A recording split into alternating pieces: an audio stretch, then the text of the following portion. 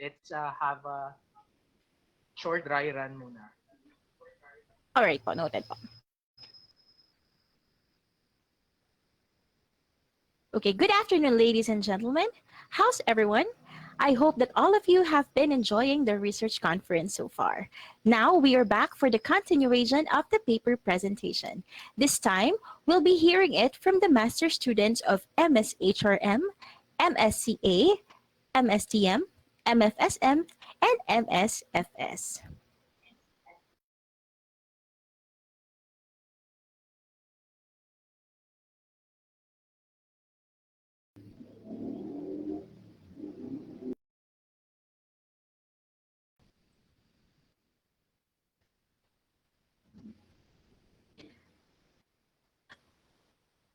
Good afternoon, ladies and gentlemen. How's everyone? I hope that all of you have been enjoying the research conference so far. Now we are back for the continuation of the paper presentation. This time, we'll be hearing it from the master students of MSHRM, MSCA, MSTM, MFSM, and MSFS. So before we proceed, we would like to acknowledge also the following participants.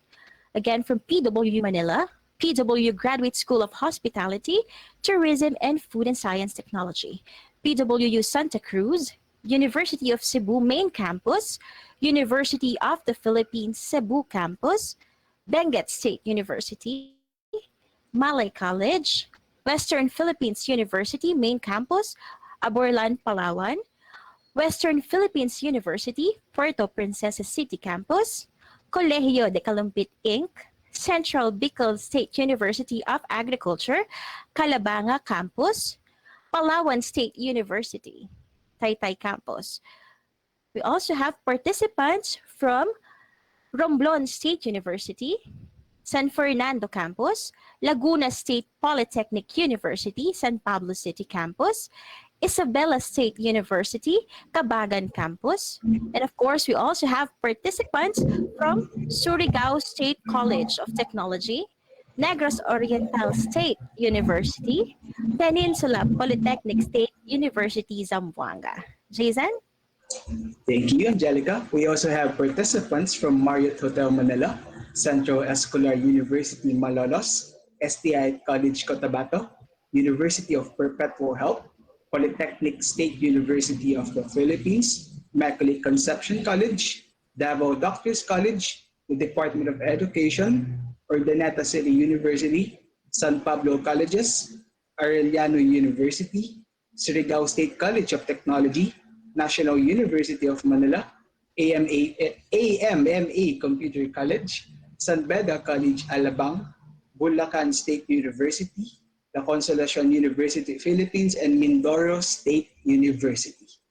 So I hope everyone is good at this moment. Again, we are very pleased and happy to welcome everyone to our second day of the first School of Hospitality Management International Research Conference, Dissertation, and Thesis Papers presentation.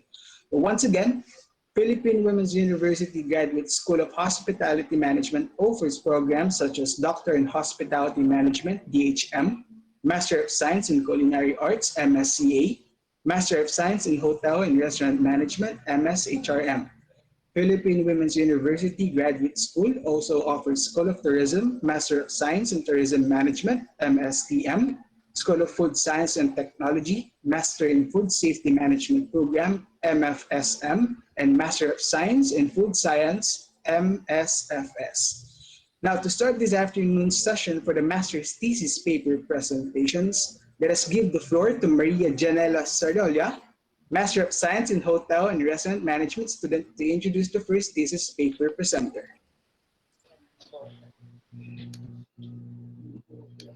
Thank you, Jason. A pleasant afternoon, everyone.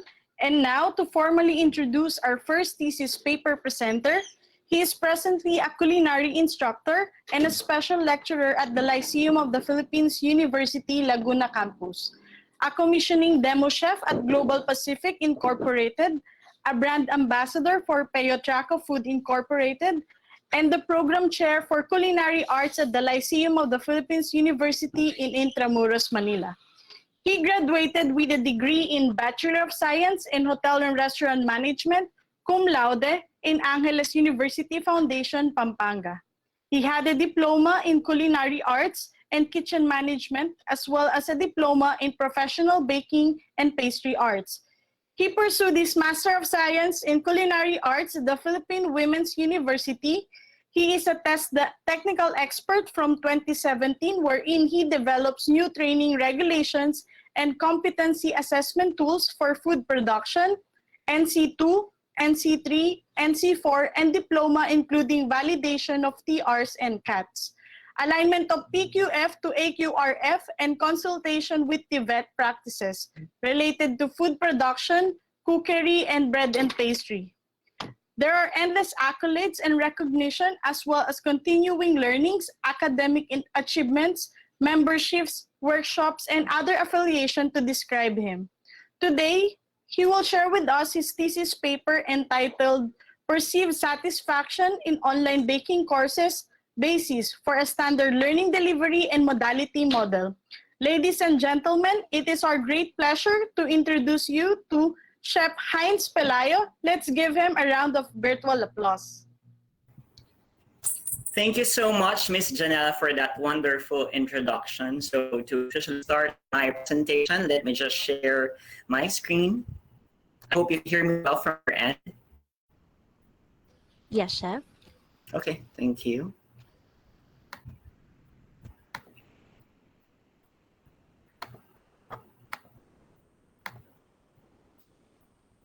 I'm having a difficulty with my presentation. All right. So, Chef Heinz, do you want our team to start it again?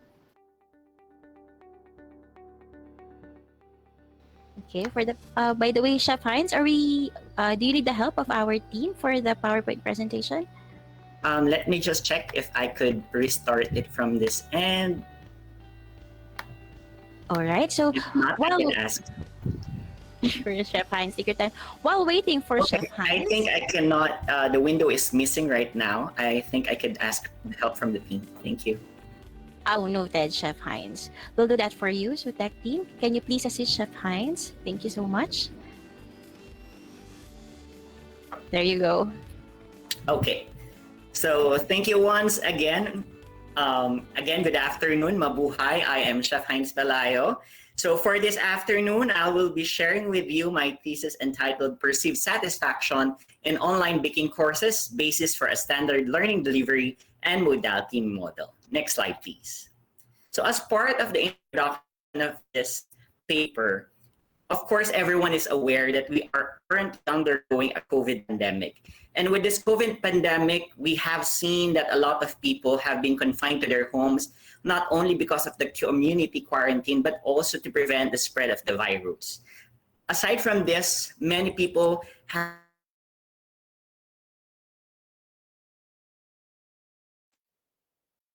well as coping mechanism at this time of the pandemic.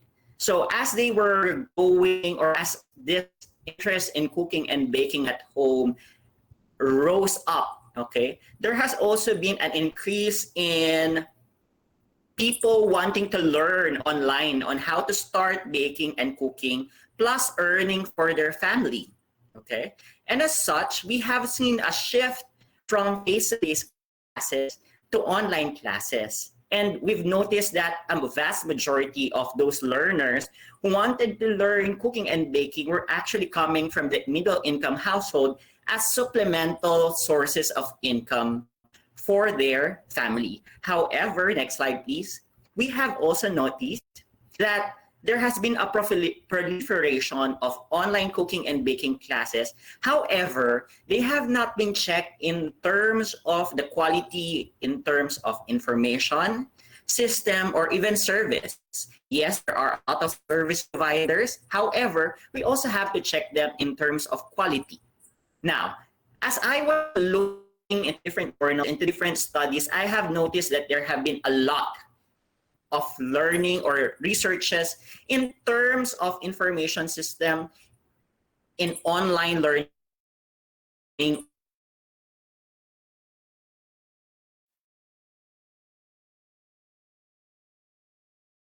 been a dearth in research, particularly in online in the Philippines, and they have not been fully explored. And as such, this moved me into really taking this path on determining if online baking courses really have the best quality in this time of the pandemic. Next slide, please.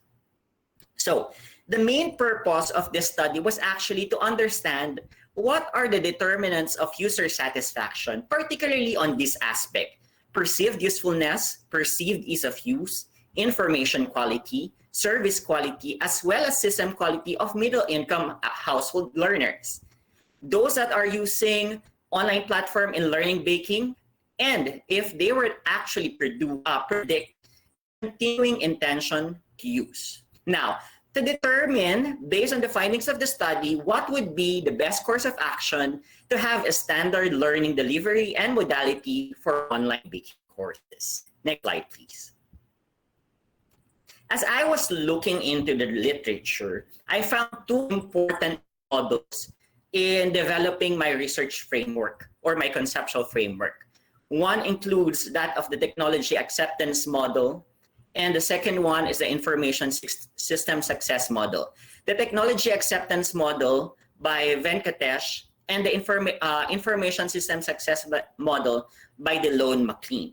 And from this research model, you can see I also indicated different variables related to intention to use as well as satisfaction. There has been a lot of literature, those by Benjamin, Lai, Cullum, Huita, and Salom, indicating those of the TAM. And there are also a lot of other information in terms of information quality, system quality, and service quality as it is related to user satisfaction and intention to use. And what I have noticed here, there are also meta-analyses that there are different results based on whether an online learning is mandatory or voluntary in use, which I will discuss more later on. Next slide, please. Now, in terms of methodology, I basically use descriptive research, particularly what we call the causal predictive research design. This is particularly used in partial least square structural equation modeling by applying a modification on what I have shown you earlier, the technology acceptance model, and the DeLone information system success model. A survey data of 214 respondents from 4 online Philippine baking communities or groups was actually used to test the research hypothesis using purposive sampling method. In terms of determining inferential statistics, we've used WARP PLS 7.0 to determine reliability, validity, as well as the relation between different factors affecting user satisfaction and intention to use. Next slide, please. Now, as the results and discussion, as you can see from the data, a vast majority of the respondents are actually female in nature, indicating that majority of the respondents are those that are inclined to providing supplemental income to the family. Next slide, please.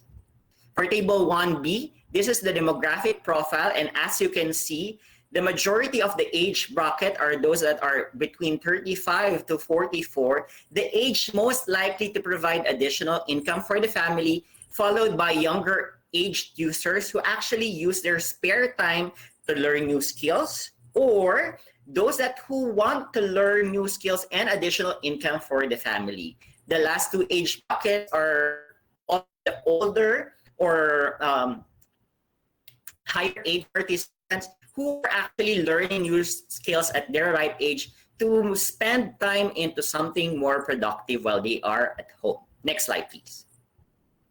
Here in table 1.C, you can actually that a vast majority of the respondents are actually college graduate. And if you would look deeper into the data, I have noticed that about more than 75% of the respondents are actually not graduates of hotel and restaurant management, culinary arts, or tourism management. They're more of those that are in the science field, health field, engineering field, and I was actually shocked that there were also doctors that were trying to learn new skills in the online platform. Next slide, please. In terms of Table 1D, basically this was a part of the limitation of the study that I only included those that are in the middle income household. Now, what's shocking about this data, if you'll notice, is that they're very close to each other, indicating 25%, 27, 21.5, 25.7. Now, if you look at the data, it basically translates into something that despite the disparity in income, they're almost of the same interest when it comes to learning online baking. And that's shocking for me because I was actually teaching face-to-face classes, lifestyle courses in baking. And now that it's in online, I have seen that they're almost of the same interest. Next slide, please. In Table 1E, you can see the type of online courses they have taken. And in terms of rank, you'll see that rank 1 is basic cakes and cake technology, followed by basic breads, and followed by basic pastries. And this is indicative that a majority of those that are taking online baking courses are actually interested or first time learning baking, because the courses that they are taking are actually basic in terms of knowledge and skills. Next slide, please. In Table 1F, you can see that a vast majority are using Facebook and Facebook Messenger as part of learning online classes, followed by Zoom, followed by Google Classroom, and followed by MS Teams. And a least majority are Coursera, Moodle, Canvas, and others also including pre-recorded online baking sessions. And what does this indicate? It indicates that Facebook and Messenger here in the Philippines is still the most used platform for lifestyle courses. Next slide, please. Now, in terms of results and discussion, I would be going deeper into the outer model of the study. This is part of the PLS already. And if you can see the outer loadings of each indicator of each variable, they are still within the limit because the limit is 0.7, indicating that all factors are acceptable in terms of the questionnaire. Next slide, please. Now, in terms of validity of the instrument, in terms of convergent validity and reliability test, all CR and all CA, composite reliability, and Cronbach's alpha actually indicate that they are very close to each other, which basically translates that they measure the same single construct and exactly have the same factor loadings, and that there are no error covariances, meaning they are not different from each other and they test the same items. Next slide, please. So another test is what we call discriminant validity, indicating that all the indicators for each of the variables are also different from each other. Earlier, for the CA and the CR, we were testing if they were similar within each variable. Now we are trying to test if all indicators within each variable are different from each other. As you can see with the Forner-Larker criterion, following the diagonal line, they are higher as compared to the ones on the left, indicating that there is indeed discriminant validity, and this suggests that the constructs are actually different from each other empirically. Next slide, please. Another test of discriminant validity is what we call the hetero-trait monotrait ratio, which is a statistical tool. As you can see, all of the values are smaller than 0.9, indicating that your perceived ease of use, perceived usefulness, information quality, system quality, service quality, intention to use, and user satisfaction actually do not measure the same construct, and that they do not contain overlapping items. Next slide, please. Now, after testing the outer model, we're now going into the inner model. This is the summary of the table. I want you to focus on the note below, particularly on F2, which is the effect size, indicating where the effect size, if it's 0.02, it indicates it's small. If it's 0.15, it is medium. In 0.35, it is large, because I will use this data to interpret the next slides. Next slide, please. For hypothesis number 1, which indicates perceived usefulness and perceived ease of use in terms of its relation to intention to use, you can see that p-value of H1A is lower than 0.05. So this indicates that indeed perceived usefulness is related and has an effect into intention to use. What does this indicate? If the users believe that the online platform is very useful to them, then they would likely continue using the online platform. On H1B, however, perceived ease of use, you can see that the p-value is very high, and that's too high, indicating that it is not supported. What does this indicate? That even if the online platform is easy to use, it does not predict intention to use. So whether the online platform is very easy to use, the users may or may not use the online platform in the future. Next slide, please. For the information quality, as it is related to intention to use, the p-value is still below 0.05, indicating that yes, H2A is supported. This indicates that because the quality of information in the online platform and if the information is relevant to their skills enhancement, if it's accurate and reliable, if it's easily understood, if it's complete and comprehensive, up-to-date and presented in an appropriate format, and they have a pleasant experience, then its effect is that they would likely use it in the future. And this is consistent with the results of Mashri, Salom, and Mardiani. Next slide, please.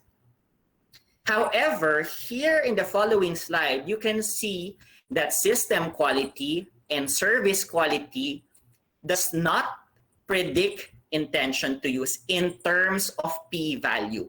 If you'll notice on my table, I highlighted in red two important values, the p-value and the effect size. Earlier, I told you to remember the F2 or effect size by Cohen, indicating that if the effect size is higher than 0.02, it will have an effect. However, if we will just decide based on p-value, the decision is that they do not have significant relationship. But here in TLSM, there's another criteria that we have to look into, and that is effect size. Okay? So what does this indicate? Even though that they do not have a relationship, it has an effect on the intention to use. And based on my related literature, you can see here that it has been contradicted by Mardiani in 2015. Why? In the study by Mardiani in 2015, it's a meta-analysis of different models using TAM and Utawut. What did their result indicate? That if the system is voluntary and mandatory, it would really have a different effect on intention to use. Please take note that on my study, I studied users who were using the online platform voluntarily. That is why it contradicted some of the results in the researches of Mardiani, because some of the results were that of mandatory use, which I will further explain later on in my recommendation. Next slide, please. Now, in terms of user satisfaction, this is very good indication that information quality, system quality, and service quality has actually a good relationship in terms of user satisfaction. And looking at the p-value, they have very, very small p-value, indicating that they have very strong relationship. And please take note of the effect size. Information quality has the largest effect, followed by system quality and service quality, which has a medium effect, okay? Indicating that these three variables actually have a causal positive and significant relationship to user satisfaction. And what does this indicate? For administrators and those that provide online learning, it's very important to ensure the quality of information, the service that you provide to your user, as well as updating the system that you use. Next slide, please. Now, in terms of the last hypothesis, which is user satisfaction and whether it relates to intention to use, again, you will look at the p-value. It has a very small p-value and it has a very high effect size. And what does this indicate? That it also has a strong, positive, significant relationship. Plus, it indicates that if you are fully satisfied with your continuous education in the online platform, the learners or users would actually have a very good continuous intention to use the online learning platform in learning new skills in terms of online baking. So that is basically the result of the study. Next slide, please. Now, in terms of assessing the overall model fit and quality indices of the overall model, okay, you can see based on the value that the average path coefficient, the average R squared, and the average adjusted R squared are within the normal range. They're actually lower than 0.5. The parameter is only 0.5, but if you look at the p-value, it's less than 0.001, indicating that yes, the model is a good fit as a basis for learning delivery and modality. Thus, please take note of the following. The average block VIF and the average full collinearity VIF for AVIF, it's acceptable. For AFVIF, it's ideal, meaning the model is a good fit, is a good indicator of the quality of the model. And lastly, the Tenenhaus goodness of fit has a 0.759 value. The range for good value for Tenenhaus goodness of fit is only 0.36.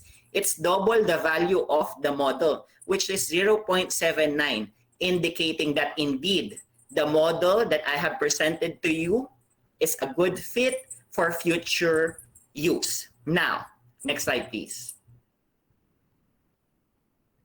In conclusion, what does this indicate?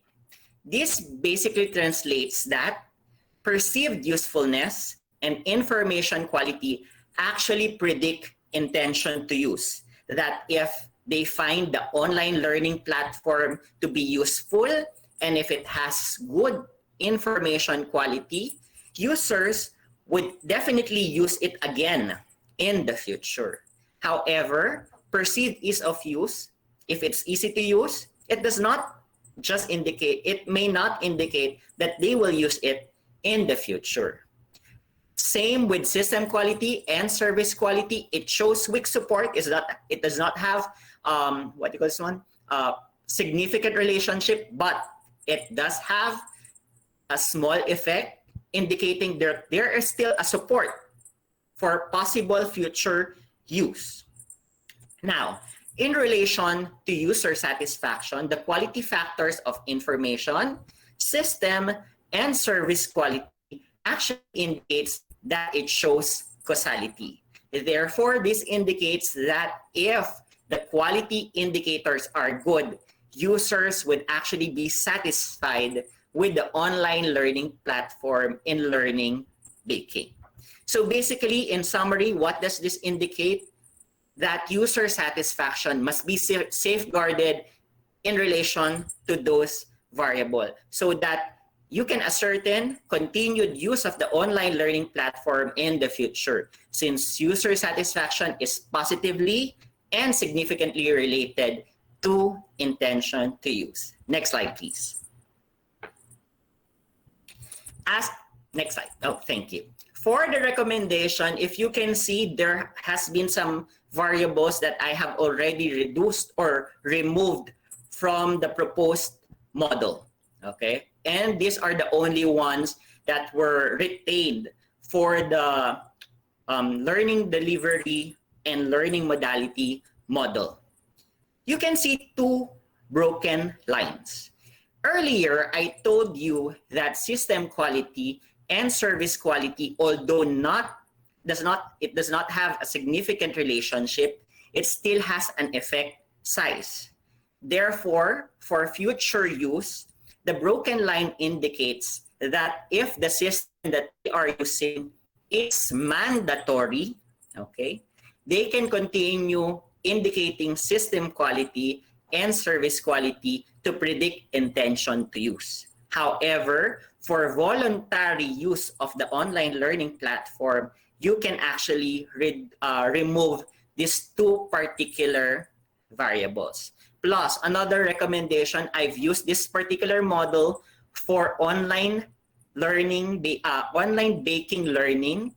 We can actually use this model for successive researches in terms of online learning, not only in baking. You can use this for hospitality education, tourism education, and other educational platforms. Next slide, please.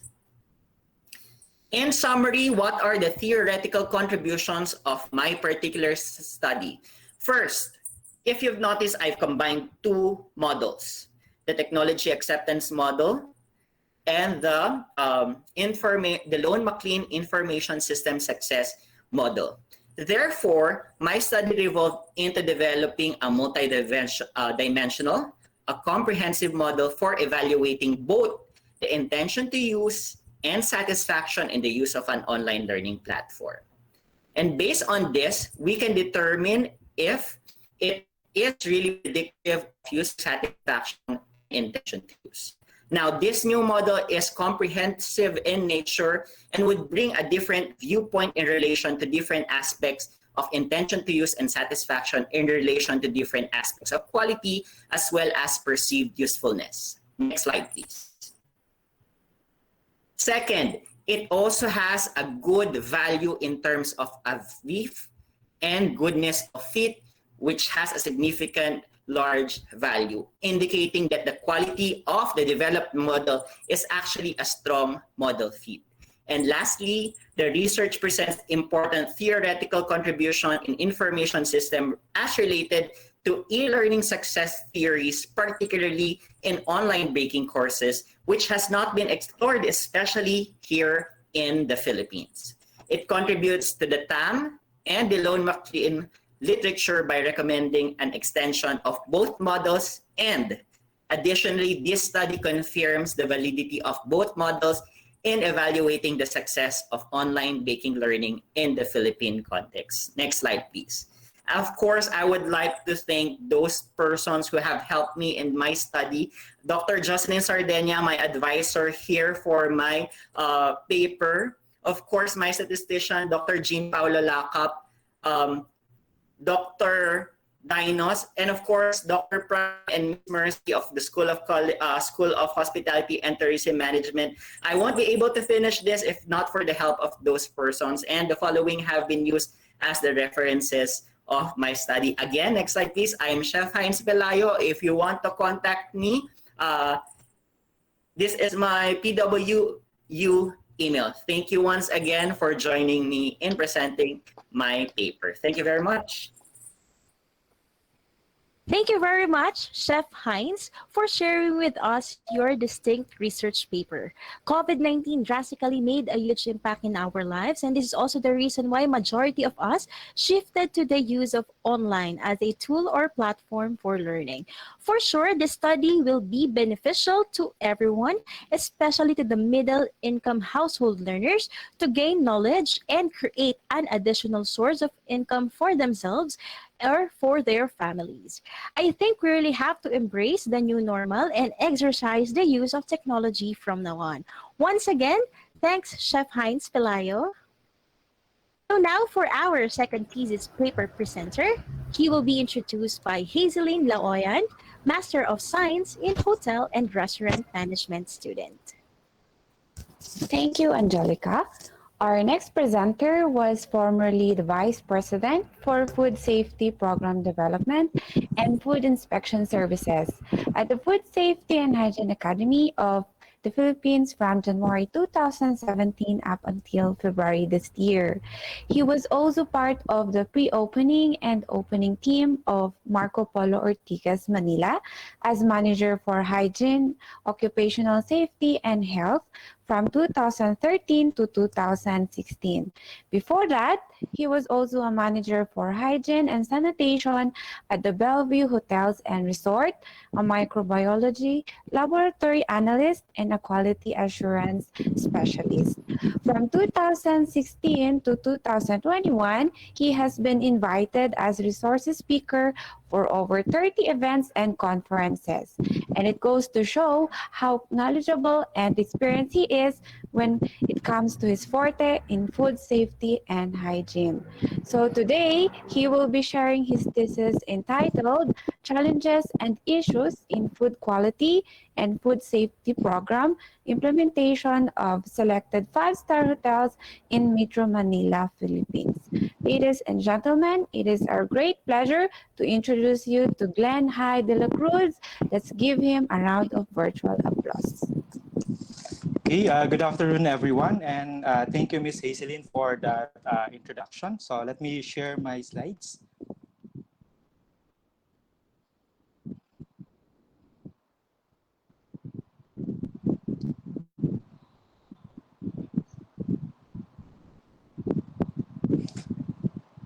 Can you see it now? Anyone can confirm? Yes, sir. We can see Okay, your slide. so thank you. So again, good afternoon, everyone. Thank you to the School of Hospitality Management of the Philippine Women's University. It is really an honor to present to you my graduate study under the School of Food Science and Technology of the Philippine Women's University. And this study is actually close to me as I study microbiology and food safety, and I work in the hospitality industry. So for me to come up with this study, I actually integrated the two that really interests me. And I think that's a piece of advice also to our future student researchers to go for something that you really like doing. Okay, so today I'll be discussing the challenges and issues in food quality and food safety program implementation of selected hotels in Metro Manila, Philippines. So for the introduction, so food quality and food safety must not be separated, but must be integrated into food. We cannot just be engaged, let's say, for example, for the food that are safe for consumption, but it is not in good quality, or the other way around. Especially in the hospitality industry, we are not only selling the rooms, but also we are aiming to become a food and beverage destination. So every professional in the tourism and hospitality industry is actually ensuring that they are catering the luxury and exceptional service possible to every guest and clients. And one of the ways to deliver that, we have the so-called wow factor, is through the food and beverage experience exceeding expectations possible. And when we say food quality, this can be defined as the sum of all properties and accessible attributes. So that's based on the definition of the Latesman 1993. It also pertains to the taste, looks, and quality control of the food based on the definition of ATIF 2015. While food safety can be defined as the assurance that the food will not cause harm to the consumer. And that's based on the definition from RA 10611 or the Food Safety Act of 2013.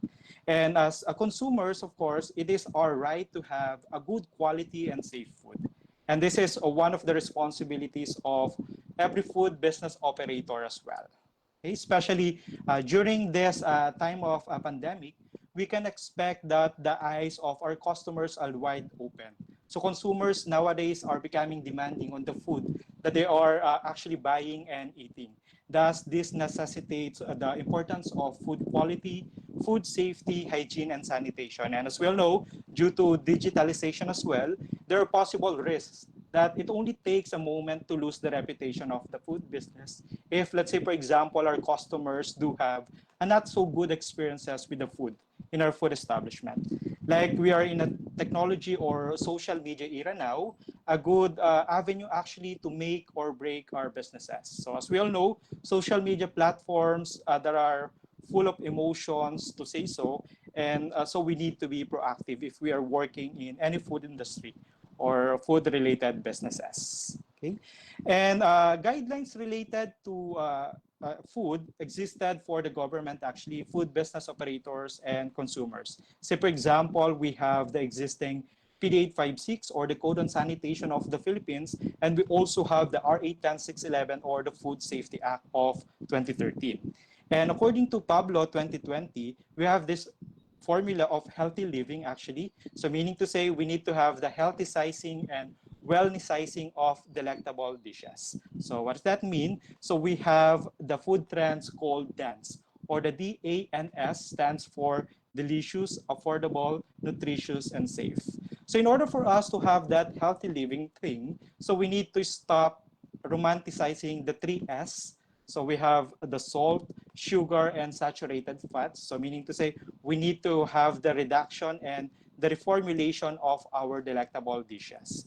And of course, we need to start romanticizing the four ladies or the four Marias. So we call it masarap or delicious, mura, affordable, masustansya, nutritious, and of course, malinis, wholesome, safe, and of course, fit for human consumption. However, there are challenges in the actual implementation of such guidelines. Say, for example, based on literature, so the first one based from the study of Collado, so we have unclear mandates, meaning to say a concern on who will do what. There are gaps and overlaps actually in the roles of the government agencies. And for the next one, we have from Azanza. So it is because of the fact that the food control system in the country is its infancy or yet to be matured.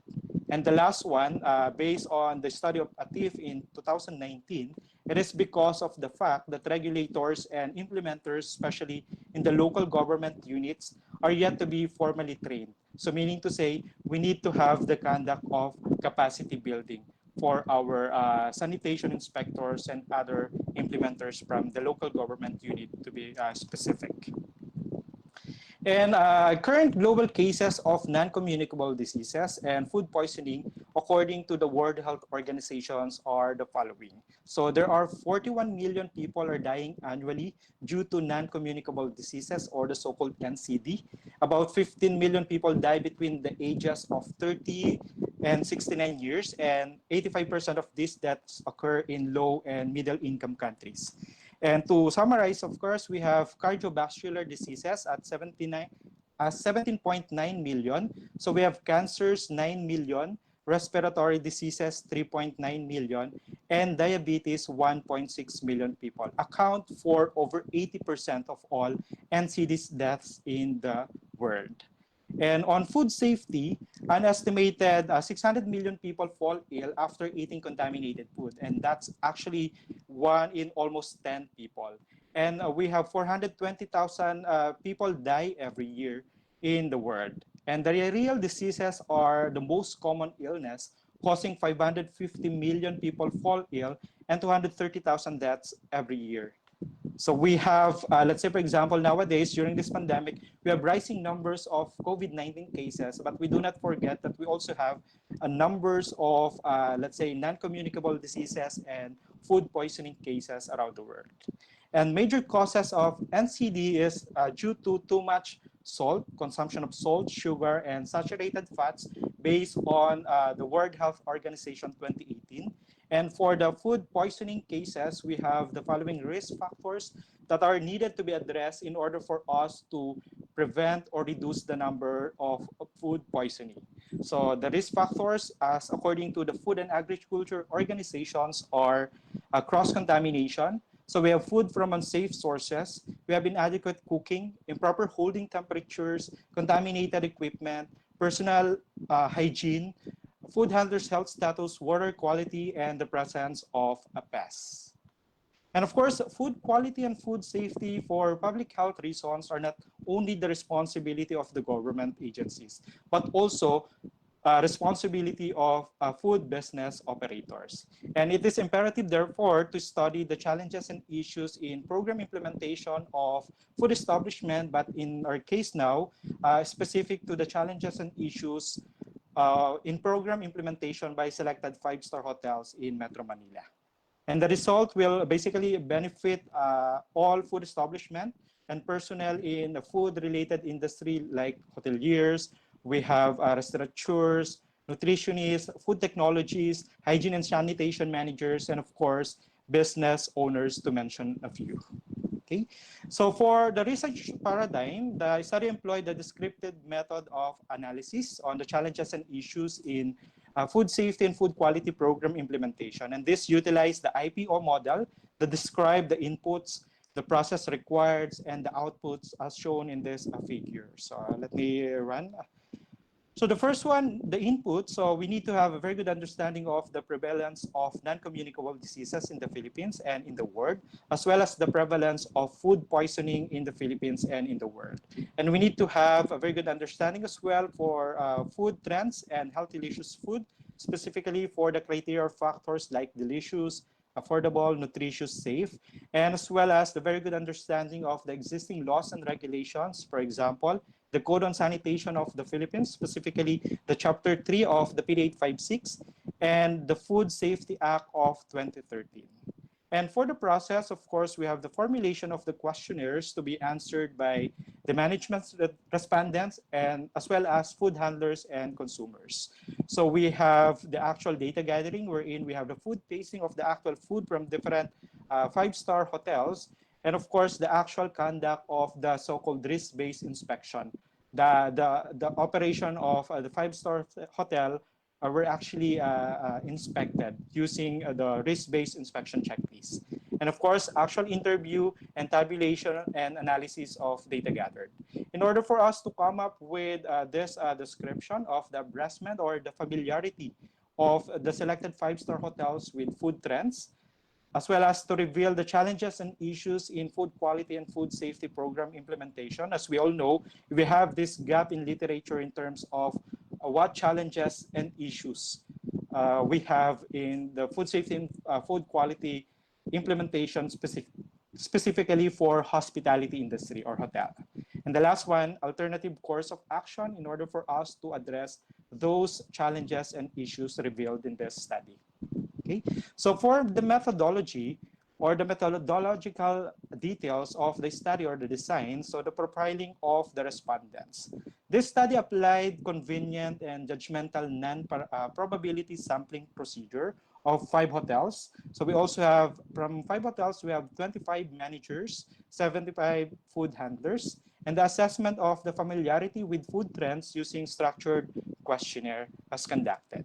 And for the assessment of selected food items, specifically the chicken pork adobo, and we also have the Caesar salad and the spaghetti using the criteria DAN, D-A-N, or the delicious, affordable, and nutritious, with expert panels from PWU School of Food Science and Technology using 5-point Likert scale.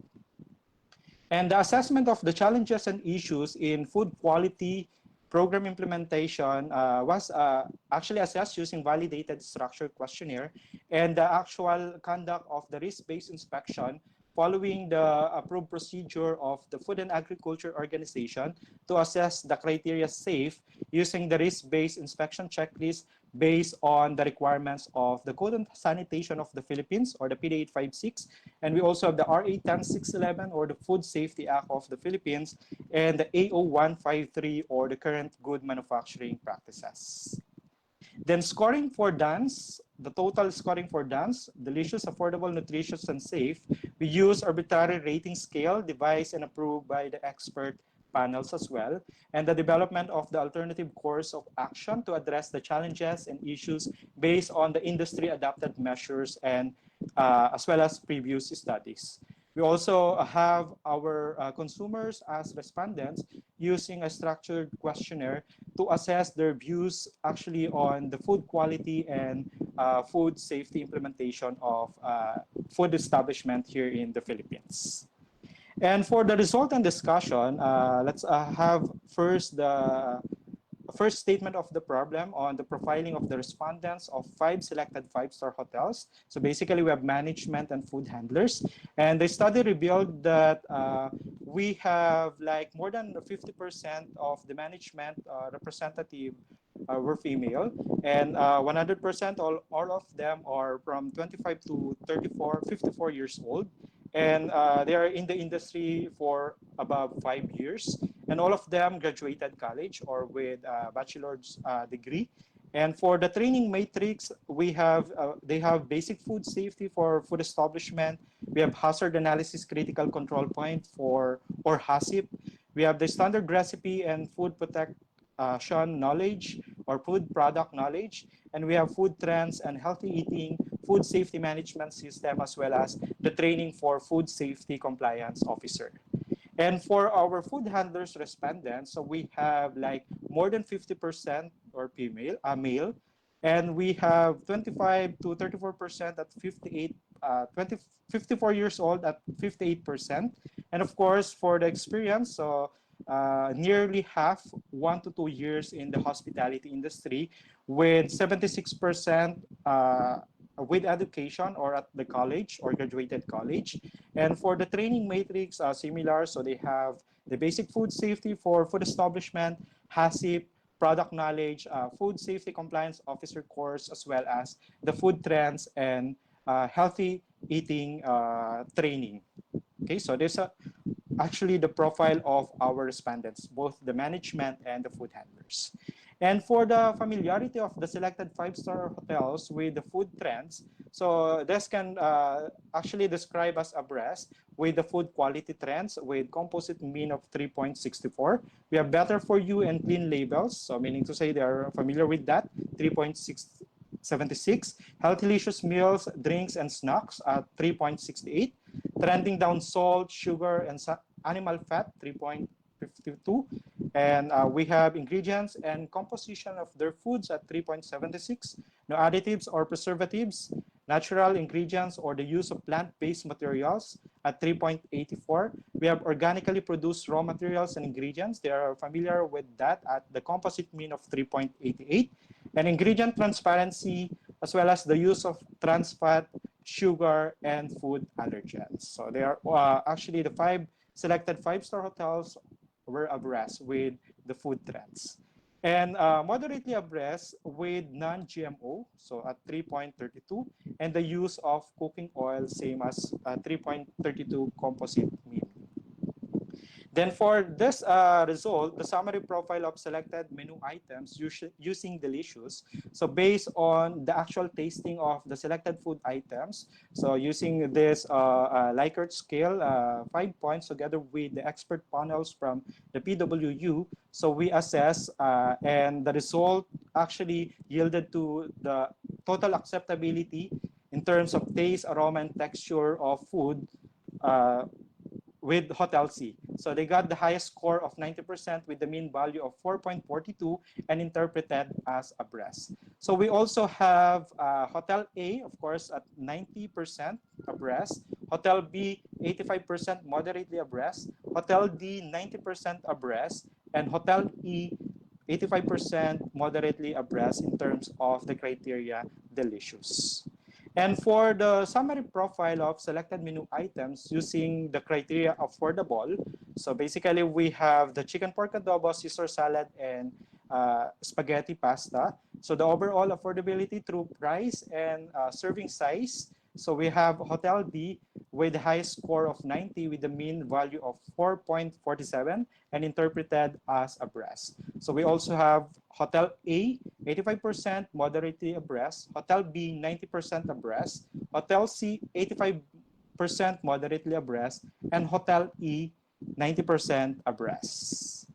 And for the summary profile of selected menu items using Nutritious, so this is based on the perception of the head chef that actually manage the restaurant of the selected 5-star hotels. So the overall health benefits based on that perception of the head chef, and also based on the standard recipe that they are using, as well as the composition. We have Hotel E with the highest score of 95% with the mean value of 5 and interpreted as very abreast. So as we can notice here for Hotel A, so we have 90%, same as Hotel B, described as abreast. And we have Hotel C, 85% moderately abreast, and Hotel D, 90% abreast as well. And for the criteria of safe, we conducted our risk-based inspection. So following again the procedure from the Food and Agriculture Organization. So only to find out that we have this Hotel C with 97.22%. So meaning to say very close to 100% compliance with the existing laws and regulation in terms of food safety and hygiene. So it can be described as very abreast. And we have two hotels, actually Hotel B and Hotel D, with 91.67% abreast, and slightly abreast Hotel A with 77.78%, and we have Hotel E not abreast with 72.22%. So as we can notice, these are all five-star hotels, but in terms of compliance in food safety, hygiene, and sanitation, there actually has a variation. So we have variation. And to have the description on the dance or the general score in dance of the five selected five-star hotels using the four criteria actually on the food trends. We have delicious, affordable, nutritious, and safe. So we have this rating. So actually the overall compliance of selected five-star hotels using the dance, we have Hotel D got the highest score of 91.41% and it interpreted as abreast. Then we also have, of course, the second in the rank. So we have Hotel C with 89%, moderately abreast. We have Hotel B, 89.16%, moderately abreast. And we have Hotel A, 85.69, moderately abreast. And the last one, Hotel E, with 85.55%, moderately abreast. So a combination of the rating from delicious, affordable, nutritious, and safe. So we have this ranking actually. And for the challenges and issues in food quality and program implementation, so the result revealed that no facility for research and development and no demand for existing customers or guests are the top challenges and issues in food quality and program implementation. Then we also have 15% no awareness training conducted, and we have 10% no expert to lead the awareness and training, and 10% no budget and resources for them to have this food quality program be implemented. And for the alternative course of action to address actually the challenges and issues in the food quality program implementation, we have the first one, hiring a person in charge or the culinologist to champion the implementation of food quality program aligned with food trends. So we all need to consider changes in our product in order for us to be aligned with the preferences of our guests, especially in the hospitality industry, and of course, to be at the bottom line, to be profitable in our business. And of course, researches must be conducted by research institutions, product developers, culinologists, and students to come up with new ideas and information for public and business guidelines. We also have training program development on the food quality and food trends from educational institutions for the food handlers, food business operators, top management of the hotels, students, and concerned government agencies. And the last one, accreditation bodies such as the Department of Tourism to include the criteria for rating hotels and restaurants based on the familiarity and implementation of the so-called health delicious and better for you meals program or concept. Then for the challenges and issues in food safety program implementation as perceived by the top management or the management, so we have lack of training, knowledge of food handlers, and poor culture behavior patterns of the management and food handlers are the top challenges. So let's say, for example, we have 20% lack of training knowledge of the food handlers. We cannot expect that the program be implemented if they don't know what to do, if they don't know how to be compliant. So meaning to say, in order for us to address such issues or concern, we need to really train our staff on the basic of food safety in order for them to be compliant. And of course, 18%, very true here in the Philippines, we don't have yet the concept of food safety culture, because we don't even have, let's say, for example, a national TV cooking show that showcasing food safety. So that's the concern. And this is something that we really need to address. Say, for example, if we have our food, we cannot actually separate the concept of food safety in it. Or if we are the food handler, we cannot actually remove the concept of food safety as a food handler. And other challenges and issues are actually, we have 15% no budget and resources for food safety. We have 12% no strict enforcement from the local government unit. So that's very true.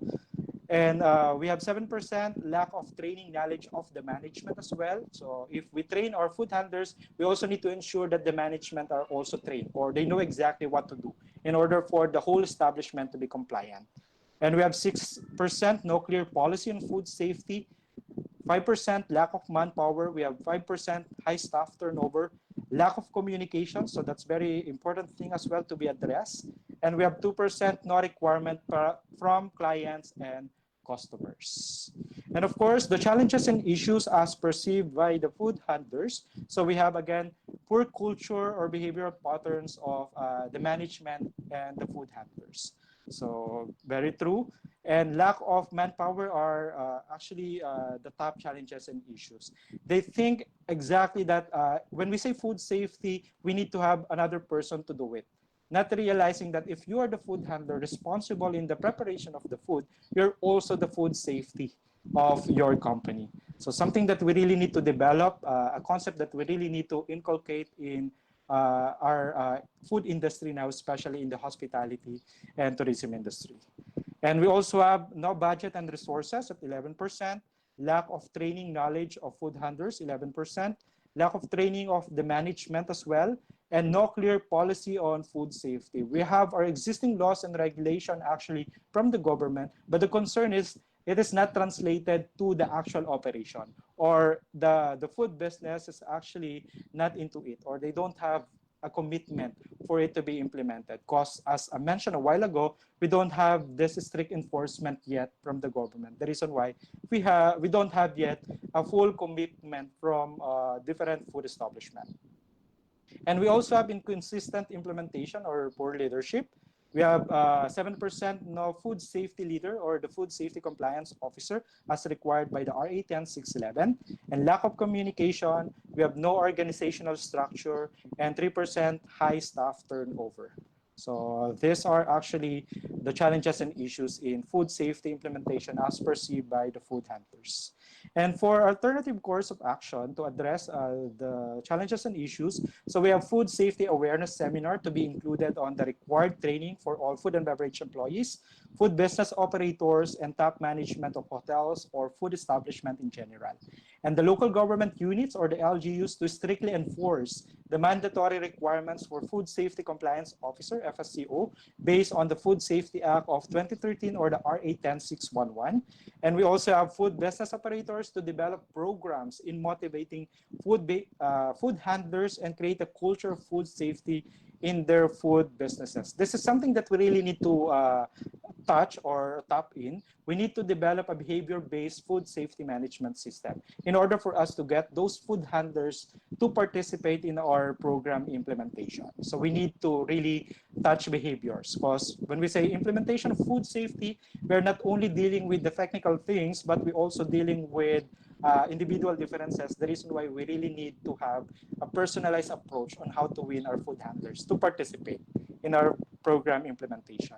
And of course, food safety management system implementation to be included in the marketing strategies of hotels and restaurants. And the last one, we need to raise consumer education program. It must be implemented by the responsible government agencies as based on the RA 10611, specifically Section 32. So we need to have that consumer education to be conducted by the Department of Education as well as the Department of Health and the local government units. And for the survey on consumer awareness, so as we can see here, for the first question, like if they are familiar with Better For You and Clean Label, so we have 34% said yes, and we have more than half, 66%, no, they're not familiar with that Better For You and Clean Label concept. And for us to understand our future clients or customers, of course, we have this following data as well. So if they're willing to pay more for the following, so let's say natural foods, so that's 71%, yes, they're willing. Then preservative-free foods, 48%. Artificial sweetener-free foods, 44%. And unprocessed foods, 51%. Okay. Then for the consumer behaviors that we also need to consider when we are operating our food business, say for example, on the frequency distribution of the checking of the cleanliness of the food establishments, that's actually more than half, like 59%.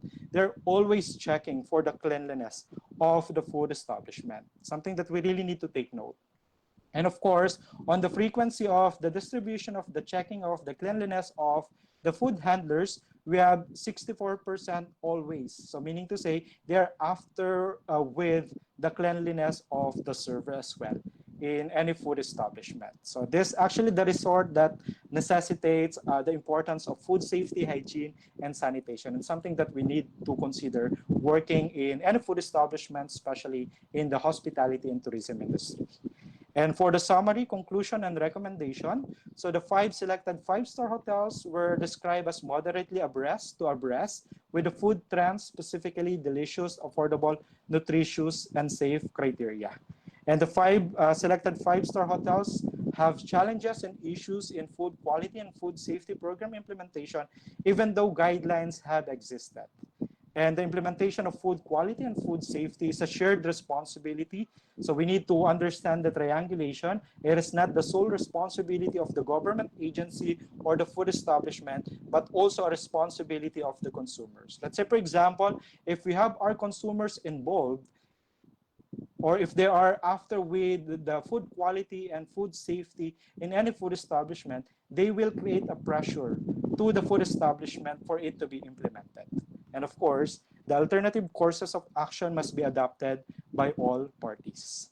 And these are the references used in the conduct of this study. And I would like to take this opportunity as well to say thank you or to acknowledge my team, Dr. Ignacio Pablo, the Dean Emeritus of the School of Food Science and Technology, our Dean, Dr. Ligaya Braganza, and of course, my professors and advisor, Prof. Linda Lorilla and Prof. Maria Divina Alcasatas. Again, this is my study, Challenges and Issues in Food Safety and Food Quality Program Implementation of Selected 5-Star Hotel in Metro Manila. And thank you for having me, and thank you for listening. Thank you very much, Mr. De La Cruz, for that remarkable presentation. Indeed, food quality and food safety is very important, especially during these times. So proper training and other factors such as knowledge and attitude must be considered along with strict monitoring and supervision. Every establishment must be responsible enough to ensure public health and safety. Maraming salamat, Mr. De La Cruz. Thank you, everyone. Moving on, I would like to acknowledge the Doctor of Hospitality Management and Master of Science in Culinary Arts students who are with us this afternoon. Thank you for joining us. All right, so moving on with our third thesis paper presenter, she will be introduced by Sharmi Santiago, a Master of Science in Hotel and Restaurant Management. Thank you, Jason.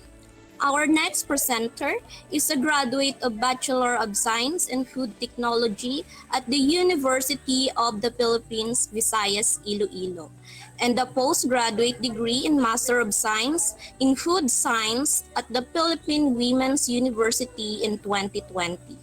She is currently an Instructor 1 at the University of Antique, Hamtic Campus.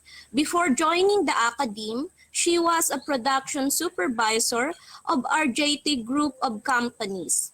She was also a quality assurance specialist at Leslie Franchising Systems Incorporated and an area quality management representative, CSCI, in 2015 and 2016 respectively. She has participated in various trainings and seminars from 2010 to 2019, ranging from ISO accreditation and HCCP certifications. Ladies and gentlemen, please help us give a virtual welcome to our next presenter, who will discuss the very interesting topic called Development of Healthy-Delicious Banana, Musa balbisiana, beets for selected hybridized food application.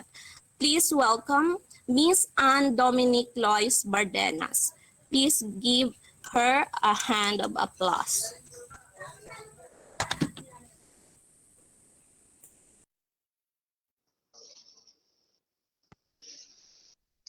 Good afternoon, everyone. So today I will be presenting to you my research study entitled Development of Healthy-Delicious Banana, Musa balbisiana beets for selected hybridized food application.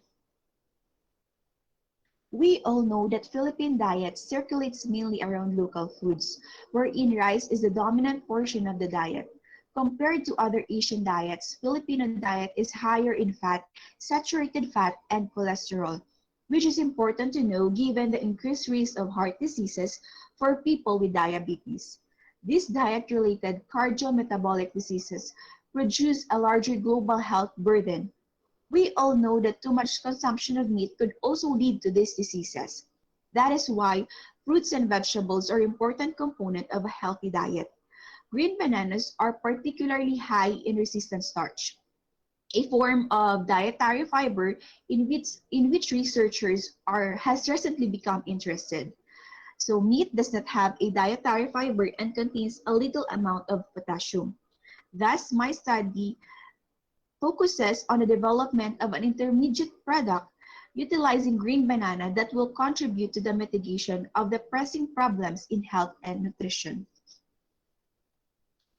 My study consisted of 3 phases for my methodology. So phase 1 is the process standardization.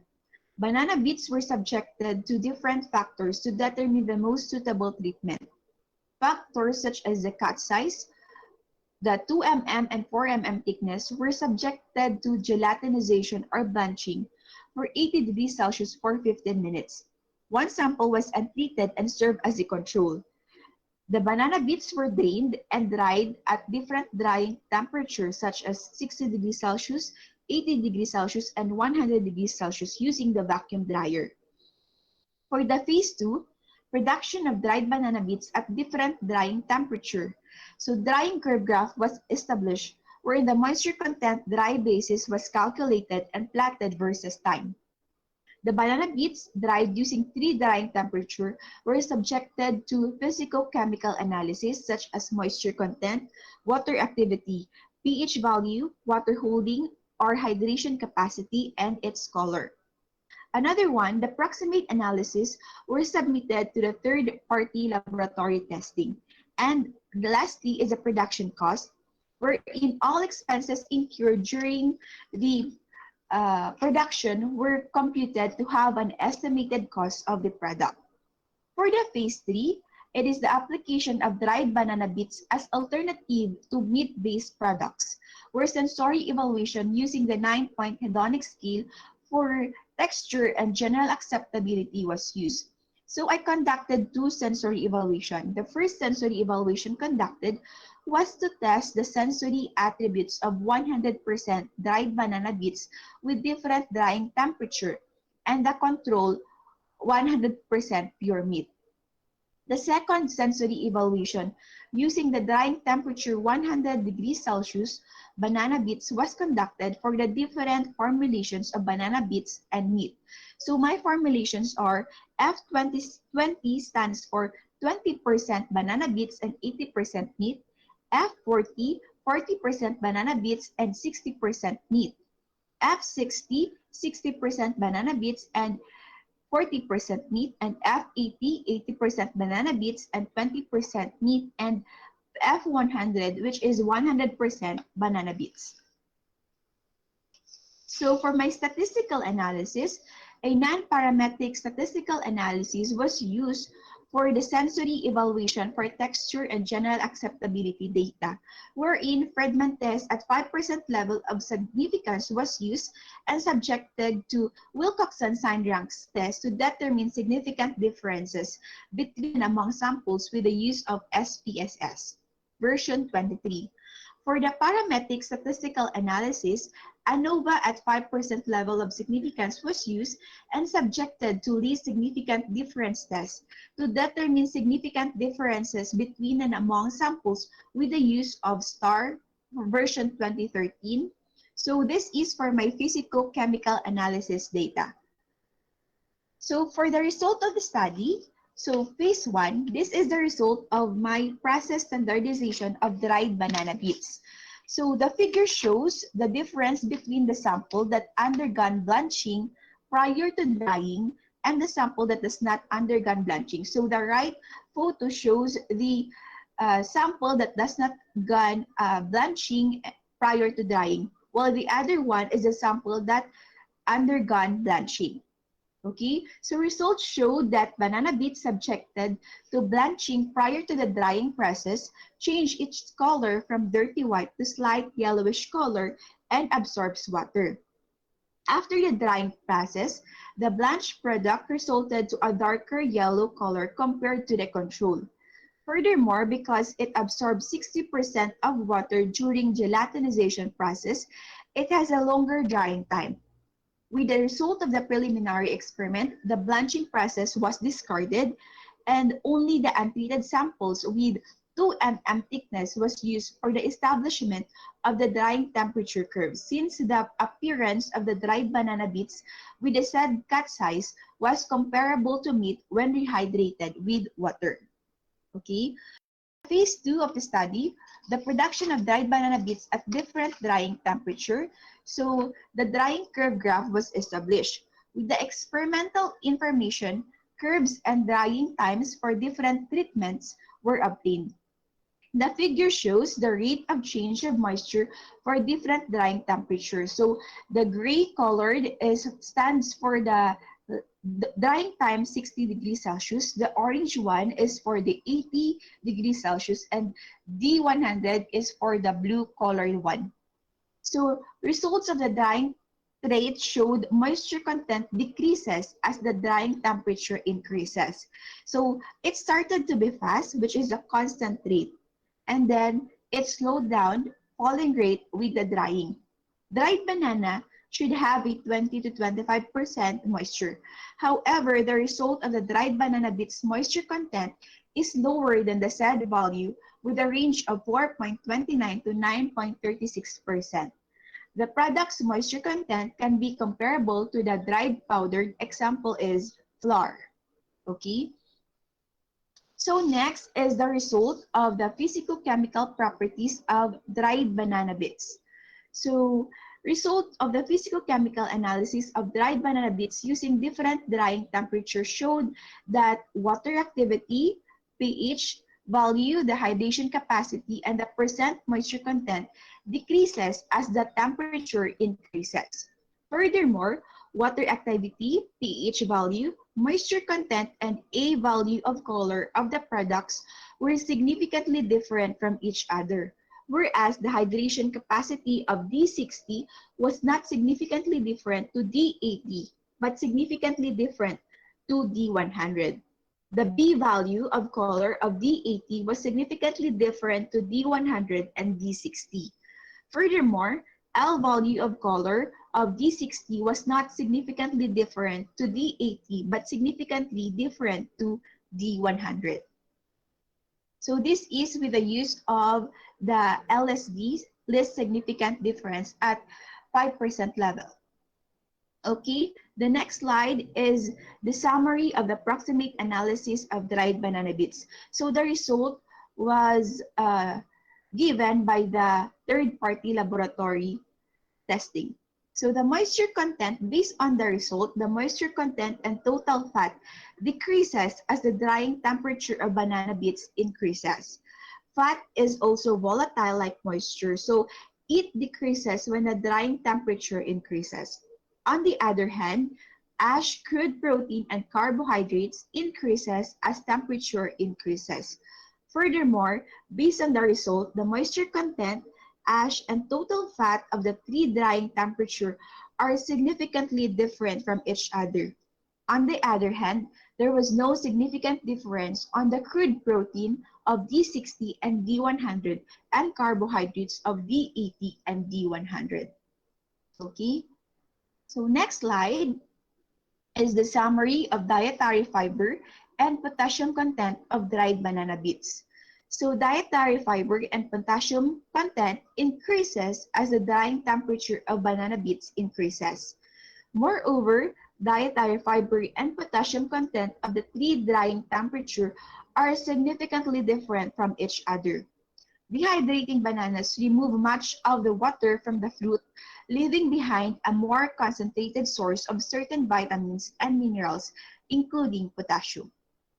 Okay, for the next slide is the production cost of the 100 degrees Celsius banana bits. The total material cost is 196 pesos and 50 centavos and labor cost of 250 pesos, with a total production of 446 pesos and 50 centavos. A 22.5 kilograms of banana was needed to maximize the vacuum dryer with a capacity of 7 kilograms of banana bits to yield a 2.1 kilograms. The total time for the processing of the finished product was 859 minutes or 14 hours and 32 minutes for 100 degrees Celsius drying temperature. So much of the time allotted was on the manual slicing of the banana. So based on the production cost, a 100 grams banana bits, dried banana bits, will cost a 20.26 pesos.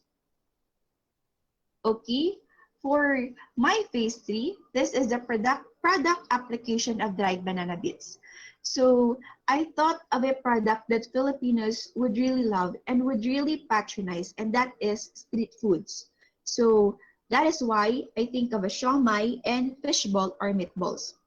So I've got the buns with siomai, wherein the wrapper is seaweeds for a more healthy option, and instead of fishball or meatballs, I use bun balls or banana balls. So this will be the product that I will be using for my sensory evaluation.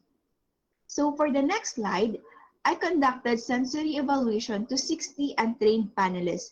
So this composed of students, faculty, and staff of our university. So these are the photos of the sensory evaluation conducted in our school.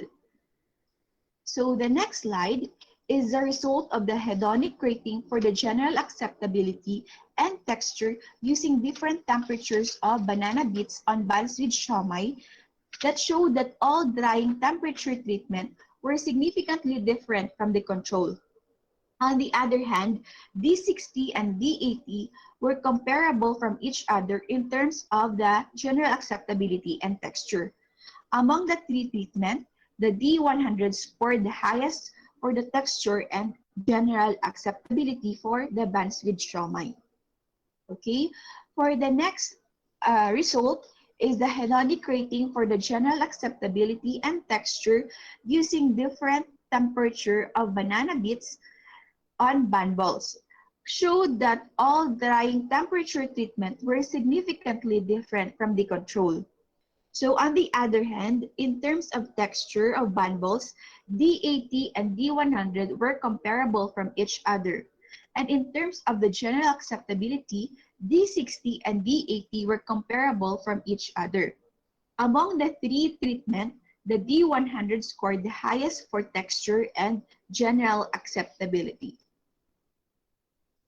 So for the next slide, this is the result of the hedonic rating for the general acceptability and texture using different formulations of banana bits and meat on buns with siomai.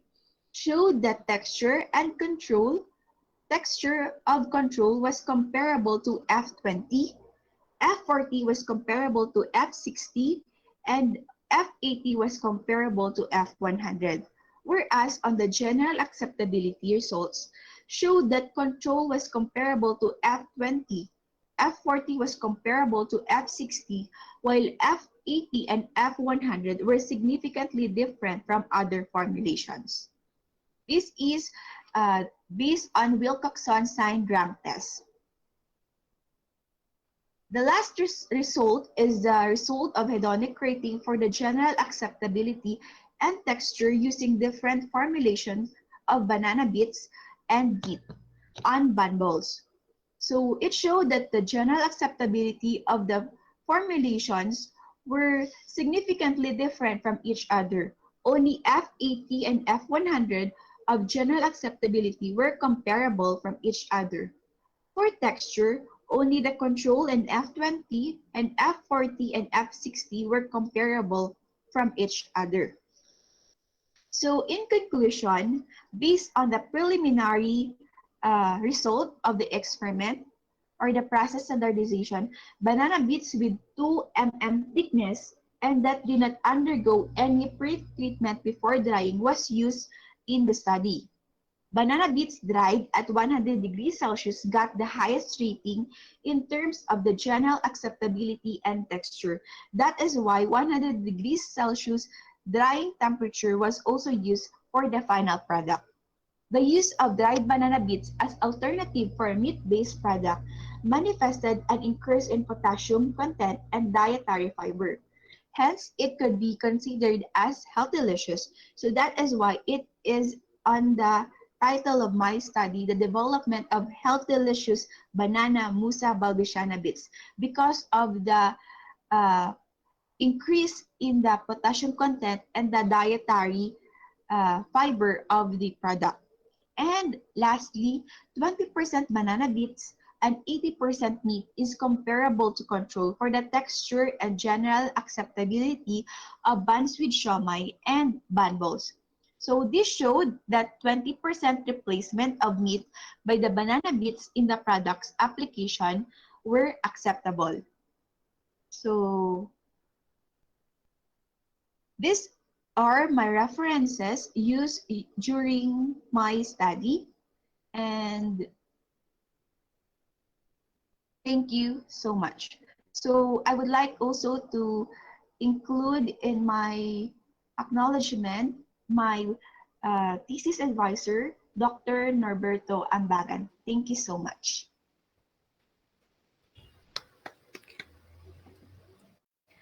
Wow, another exemplary presentation.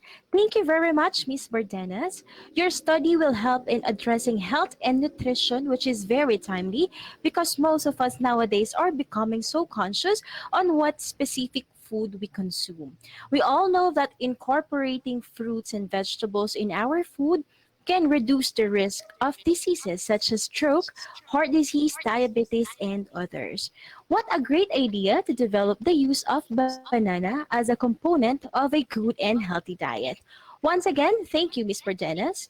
So moving on with our fourth thesis paper presenter, he will be introduced by Vanessa Magsipok, Master of Science in Hotel and Restaurant Management student.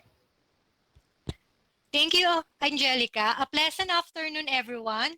And now, to formally introduce our fourth thesis paper presenter, he is a certified tourism professional working as a college instructor for tourism and hospitality at Lipa City Colleges and LCC Silvercrest School, also in Lipa City, Batangas. Prior to joining the academe, he used to work as a marketing executive of Joy Voyage Travel and Tours. Outside of his teaching profession, he also works part-time as financial advisor of Sun Life of Canada, Philippines Incorporation. He is also an accredited Test the Trainer for Tourism Promotion Services NC2. He was awarded among the top faculty performers in Lipa City Colleges and LCC Silvercrest School for 3 consecutive years and was chosen as a delegate to the 4th BSRU ASEAN 3 Youth Camp for enhancement of language and cultural cooperation in ASEAN University held in Bangkok last February 2018. He finished his master's degree in tourism and management at the Philippine Women's University in 2019. He also graduated magna cum laude with a degree in Bachelor of Science in Tourism Management at Batangas State University. Today, he will present to us his thesis paper entitled Tour Guiding Practices as Determinants of the Effectiveness of Ecotourism Interpretation in Taal Volcano Island. Ladies and gentlemen, it is our great pleasure to introduce to you to Mr. VJ Dalisay. Let's give him a round of virtual applause.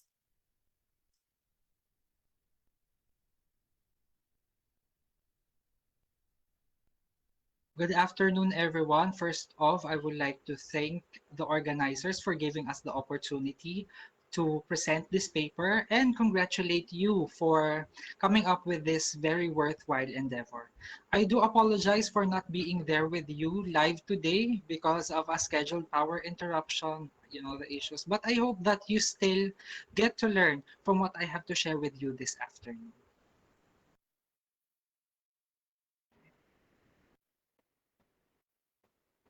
Have you ever been to a really beautiful and popular nature-based destination and yet you found yourself confused as to what you're really looking at or the message that the destination is really trying to communicate with you? Now, this is a dilemma. And this dilemma has brought many site managing organizations to look into more innovative ways of adding value to the visitor experience while incorporating the messages of sustainability and resource conservation in the process. So that will be my subject of discussion for this afternoon as I present to you the results of my study entitled Tour Guiding Practices as Determinants of the Effectiveness of Ecotourism Interpretation in Taal Volcano Island. So just a little context, I did this study as my master's thesis for my master's degree at the Philippine Women's University. I work full-time as a college instructor at Lipa City Colleges in Batangas, and I also do some financial advising for Sun Life of Canada Philippines as my part-time work. So back to the research, the increasingly important tool that I was alluding to earlier is interpretation. And while there's still no consensus as to how the term should be defined in the context of tourism, many authors recognize the original definition provided by Tilden in 1977. In here, he says that interpretation is an educational activity which aims to reveal meanings and relationships through the use of original objects by first-hand experiences and by illustrative media rather than simply to communicate factual information. So interpretation, in other words, is an education-oriented activity that seeks to communicate visitor relationship and influence behavioral change among its visitors. And we can actually get interpretation from many means. They may come from visitor brochures or display panels or those things that we read when we visit museums. Yes, there are forms of interpretation, but extant literature highly recognized the contribution of tour guides in interpreting tourism in many different contexts and settings. And this couldn't be truer in ecotourism, especially here in the Philippines. Ecotourism is said to be centered on environmental education.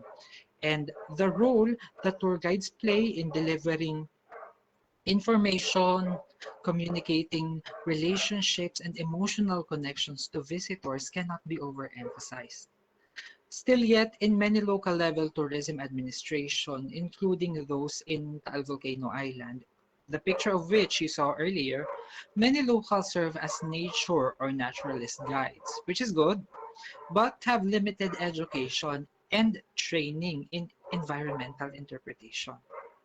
And this is the thrust of my study. In this study, I sought to investigate whether the tour guiding practices could serve as determinants of the effectiveness of ecotourism interpretation in the Philippines, one of the most popular tourist destinations, at least before 2020, that is Taal Volcano Island. So for this study, I came up with the following conceptual framework. The tour guiding practices served as the independent variables. Valentine and Hughes did a little literature review of best practice guiding and came up with 4 categories of the interpretive functions of tour guides. These include the content of presentation, interpretation techniques, impact techniques, and audience awareness. Now, this may or may not be used to determine how effective interpretation is, which, according to Roberts and his colleagues, must satisfy visitors, instill knowledge gain, influence attitude change, and consequently the visitor's intent to modify behavior. From the results of these, we were able to come up with an interpretation action plan to be applied to the volcano island. So this study is a quantitative descriptive correlational research where data was gathered through a survey questionnaire and my own personal observations during my visit to the destinations. Respondents were chosen using non-probability convenience sampling, which was derived from the Batangas Provincial Tourism and Cultural Affairs Office tourist arrivals in Taal Volcano Island for 2017. So according to the office, there were 139,828 visitors to Taal Volcano for that year. So what you see in here is a map of the Taal Volcano protected landscape, but my study will be focusing on 3 municipalities of Talisay, San Nicolas, and Balete. So these 3 municipalities serves as the jump-off point to the volcano island. And so from a sample size of 384, 358 came from Talisay, 19 came from San Nicolas, and 7 came from Balete. The final sample included people who were 18 to 24 years old, and most of them were college graduates. It was their first time to visit the island, and mostly were not members of environmental conservation or outdoor recreation organizations. Okay, so what are the results? Let me discuss with you. For the first question, how do the visitors perceive the extent of the tour guide's practice of content of presentation, interpretation techniques, impact techniques, and audience awareness? So first, we have the content of presentation. This refers to the interpretive message communicated by the tour guide through the delivery of his commentary. And the results show that visitors were able to observe the tour guide's content of presentation to a moderate extent. So the tour guide explaining safety issues at the start of the tour ranked first, while the tour guide offering to find out information when he or she can answer visitors' questions ranked last. Next is the interpretation techniques, which was also observed by visitors to be practiced to a moderate extent. The tour guide chats with visitors prior to starting the tour ranked first, while the tour guide using models and diagrams ranked last. For impact techniques, which refer to the methods applied by tour guides to minimize the possible negative effects of a visitor activity in the destination, visitors also perceive this practice to a moderate extent, with the tour guide monitoring the group's environmental impacts ranking first, and the tour guide explaining minimal impact techniques ranking last. And finally, for audience awareness, well, audience awareness refers to the tour guide's understanding and sensitivity of the visitor's characteristics, experiences, and expectations towards the interpretive activity. And even that was observed by the visitors to a moderate extent, with the tour guide respecting visitors from other cultures ranking first, and the tour guide tailoring information to the specific audience ranking last. So for this part's summary, the visitors perceive the practice of the tour guiding functions I have mentioned earlier to a moderate extent. Now, the content of presentation ranked first, while the interpretation techniques ranked last. So what does this mean? This means that, or this could mean that the tour guides are mostly focused on the content of their presentation and on their traditional roles as hosts and entertainers for tour guides, but not really very much aware of their specialist roles as resource managers and conservators, which are demanded by ecotourism. And this is reflected here. Content of presentation ranked first, audience awareness ranked second, while impact techniques ranked third, and interpretation techniques ranked fourth. For the next question, how do the visitors perceive the effectiveness of ecotourism interpretation in terms of satisfaction, knowledge gain, attitude change, and intent to modify behavior? Of course, satisfaction is that gratification that we feel towards our overall experience in the ecotourism site. And based on the sample sizes responses, no, they strongly agree. They were satisfied with their experience at the Taal Volcano Island. The statement that they enjoyed their experience ranked first, while they feel that they received the good value for money ranked last. Okay. So for knowledge gain, we refer to the acquisition of new knowledge and information through the guided interpretation. And even these visitors strongly agree that they really indeed gained some knowledge from their interpretive experience. As seen from the item with the ranked one, I have increased knowledge of how my behavior affects the environment. So meanwhile, my environmental knowledge has increased, ranked 4. Moving forward to the next criterion, which is attitude change, it's the way how a visitor would alter his or her perception or emotion towards the destination because of the interpretive experience. So visitors strongly agreed that their experience brought attitude change to them. No, they have realized that it is important for Taal Volcano Island to safeguard its natural heritage. However, for the last ranking we have, when I think about threats to the environment, I experience feelings of anxiety. So this could mean that while they really had a change of perception, it was really not enough to make them worry about our environmental situations here.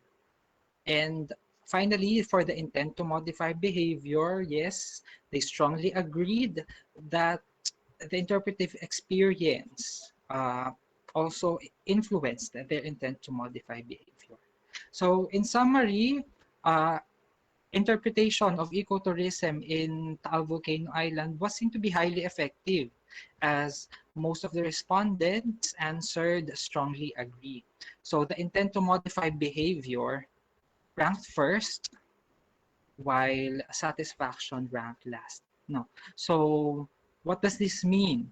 As we can see, the intent to modify behavior ranked first, attitude change second, and knowledge gain third. So this can actually go hand in hand. No. According to Merck, behavior modification can stem from acquisition of new knowledge.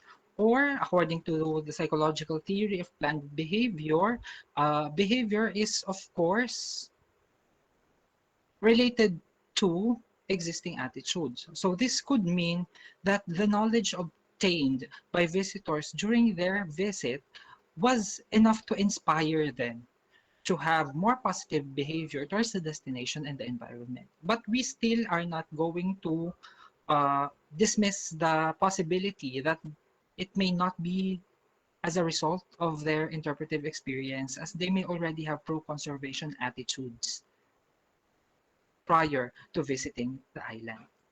So for the third statement of the problem, is there a significant relationship between the tour guide's practices and the effectiveness of interpretation? And from this table, we can really say that yes, there is a significant relationship between the tour guide's practices of the effectiveness of ecotourism interpretation. So there is a high positive correlation between the extent of tour guiding practices to the overall effectiveness of interpretation, and audience awareness actually revealed the highest correlations. Now, when we pit the variables against each other, we can see that audience awareness and content of presentation showed the greatest correlation with satisfaction.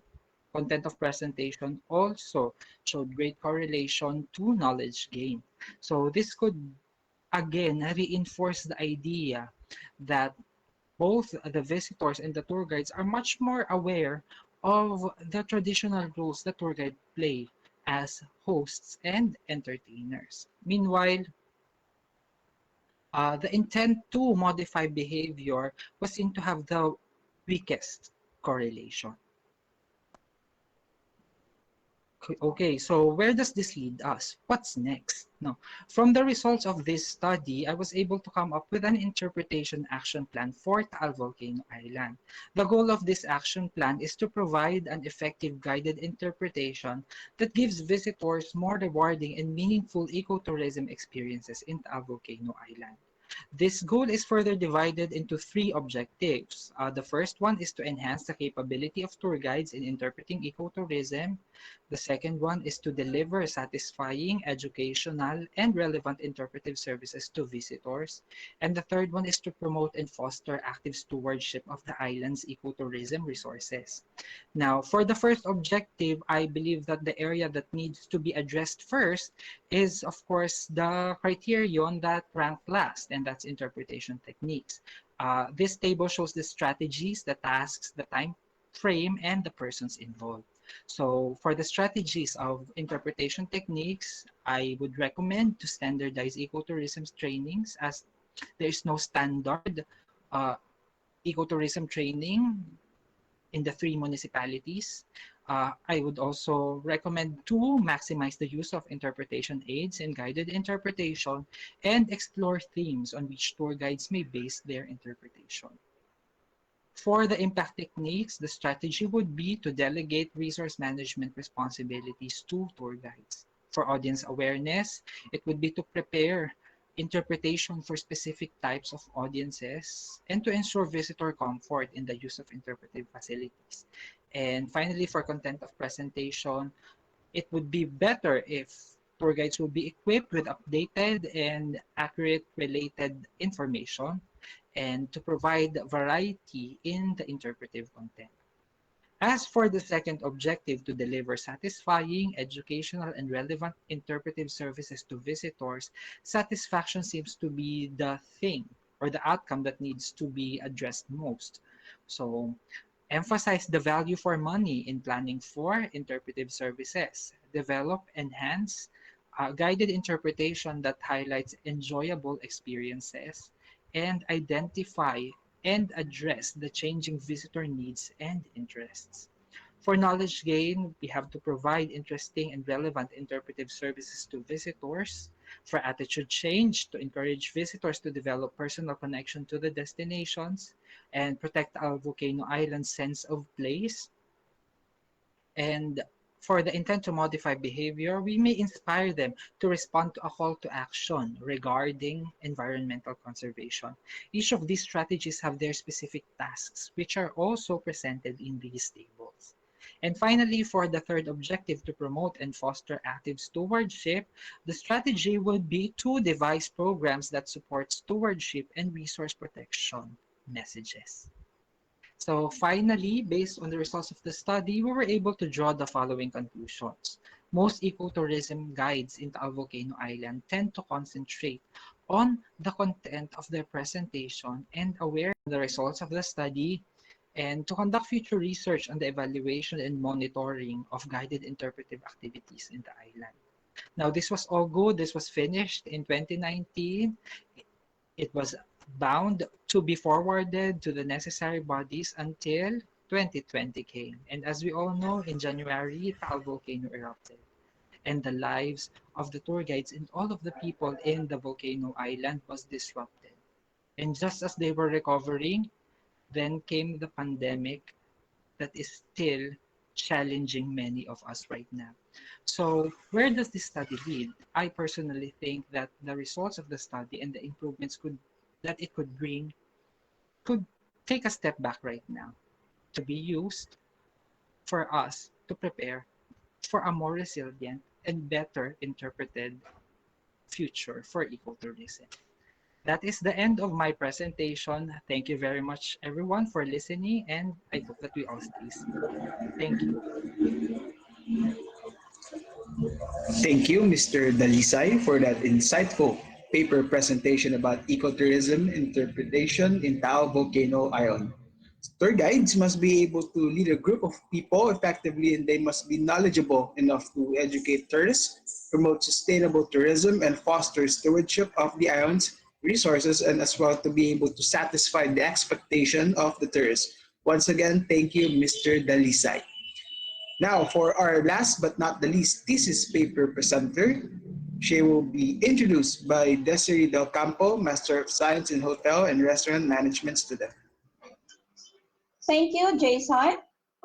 Finally, our last but most certainly not the least presenter is a part-time faculty member at the College of Hospitality Management at the San Juan de Dios Educational Foundation, Incorporated.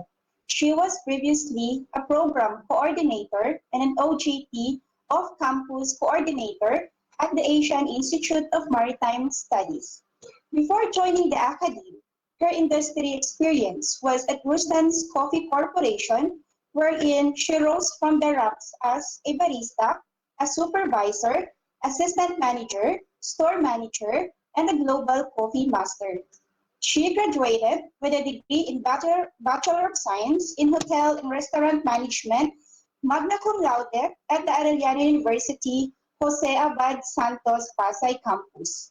She studied various methodology programs before graduating in Master of Science in Hotel and Restaurant Management at the Philippine Women's University in 2020. She had multiple awards and speaking engagements from 2018 to 2020, where she discussed various topics of her expertise. Today, she will present to us her thesis paper entitled Servant Leadership, Organizational Commitment, and Support Leading Towards Team Effectiveness in Selected Coffee Shops in Makati City.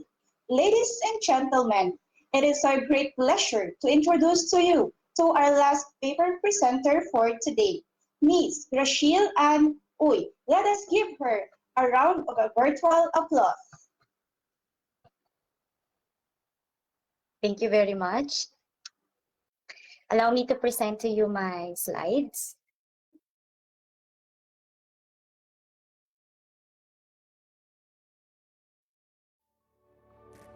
May I ask if have you seen my slides already?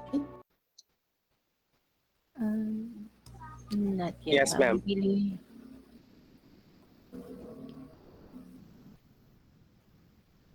One moment. Noted, Ms. Greshel.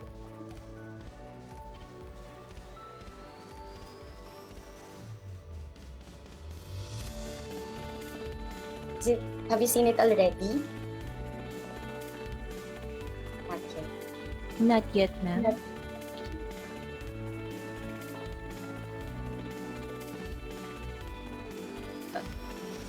Do you need for the assistance of our tech team, Ms. Uy? One moment, ma'am. How about that one, ma'am? Yes, it's already visible, Ms. Uy. Is it in a presentations view po? Yes, ma'am. Okay. Thank you you. very much. So once again, good afternoon, everyone. A pleasant afternoon, Dean Prime Abellana, and to all the Master of Science in Hotel and Restaurant Management students. Today, I'll be presenting to you my thesis paper entitled Servant Leadership, Organizational Commitment and Support, Leading Towards Team Effectiveness in Selected Coffee Shops in Makati City. Once again, I am Rachel Ann Uy, a graduate of Philippine Women's University. For the introduction,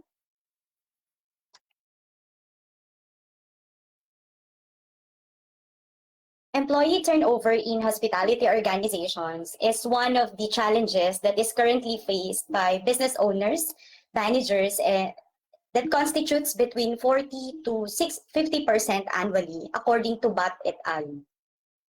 And according to Pyong 2016 study, he stated that the annual turnover is a cumulative average of 3.3% to 4.2% which is a bit higher as compared to other industries like manufacturing, education, health and services, information, and financial activities industries.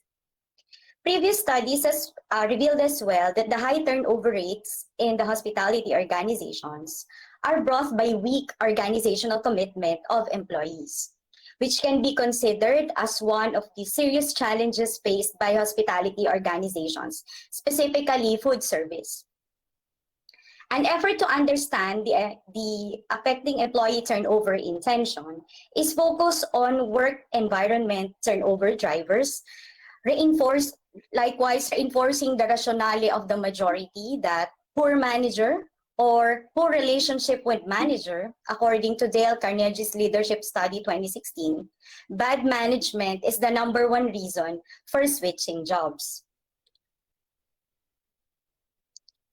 We also used to hear this: employees leave managers and not companies. It is because of employees are not getting the growth and development that they wanted, because there was an unclear picture of their future in that specific establishment. The second one is lack of communication, wherein the manager doesn't convey the message properly and honestly with their subordinates. The third one is employees don't feel that they get enough feedback to know how they are doing, which employees felt that they are unrecognized and unnoticed. And the last one is companies overly rely on perks and incentives. Since company relies overly on perks and incentives, managers tend to be reliant on those perks and to drive employee engagement, which is somehow cannot stand alone, because you just have to put some touch-based approach with your employee to be able to increase their commitment. In that sense, leadership approach is an important aspect that can influence the employee's behavior to become organizationally committed, which increases their organizational support, be more productive on their job, and which may also help reduce their intention to leave the organization and therefore increase retention. Despite several studies reiterating the importance of effective leadership in food service organization, limited studies have examined the effects of servant leadership in restaurant industry, specifically coffee shops. Among food establishments, coffee shops are one of the considered rapid growing business in the Philippines.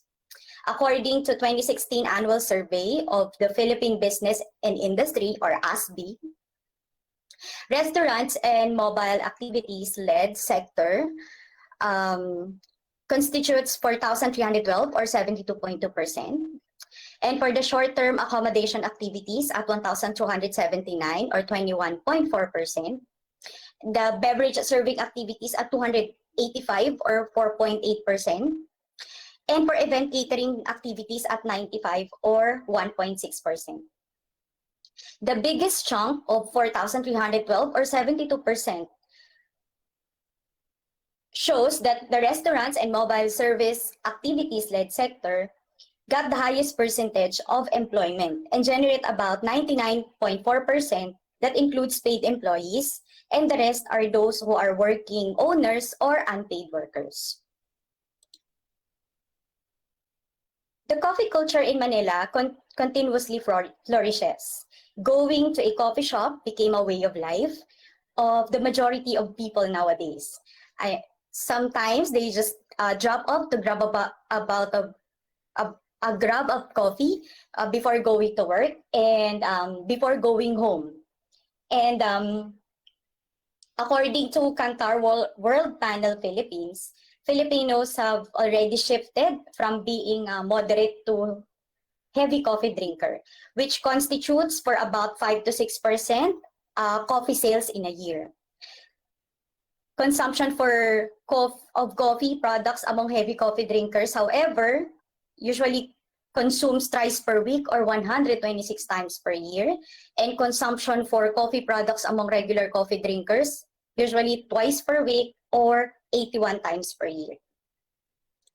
This forecast well the emergence of coffee shops along the metro, particularly in the highly urbanized towns, targeting the increasing number of customers. There are over 20 popular coffee houses or coffee shop chains operating in the country. And the 10 coffee shops are mostly located in Metro Manila. These coffee shops marked and emerged on the food service industry nowadays and should be considered as platform for research. The study explored at least the top 5 coffee shops because of its reputation, international brand, and with the most number of stores in Makati City. The researcher chose Starbucks, Tim Hortons, Coffee Bean and Tea Leaf, Seattle's Best Coffee, and Coffee Project as the setting of this study. With a minimum of 12 employees and a maximum of 16 employees per store. Each store is operated with managers and regular subordinates as its workforce, which complement in running these coffee shops.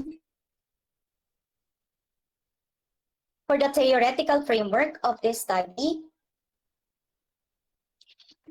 the theoretical framework is anchored on Van Dierendonck and Newich-10 2011 study and the 7-dimensional leadership model of Liden et al. 2008, which shows that the ideas of leaders being authentically concerned with the well-being and the needs of followers of being in service to them. This also shows the servant leader behaviors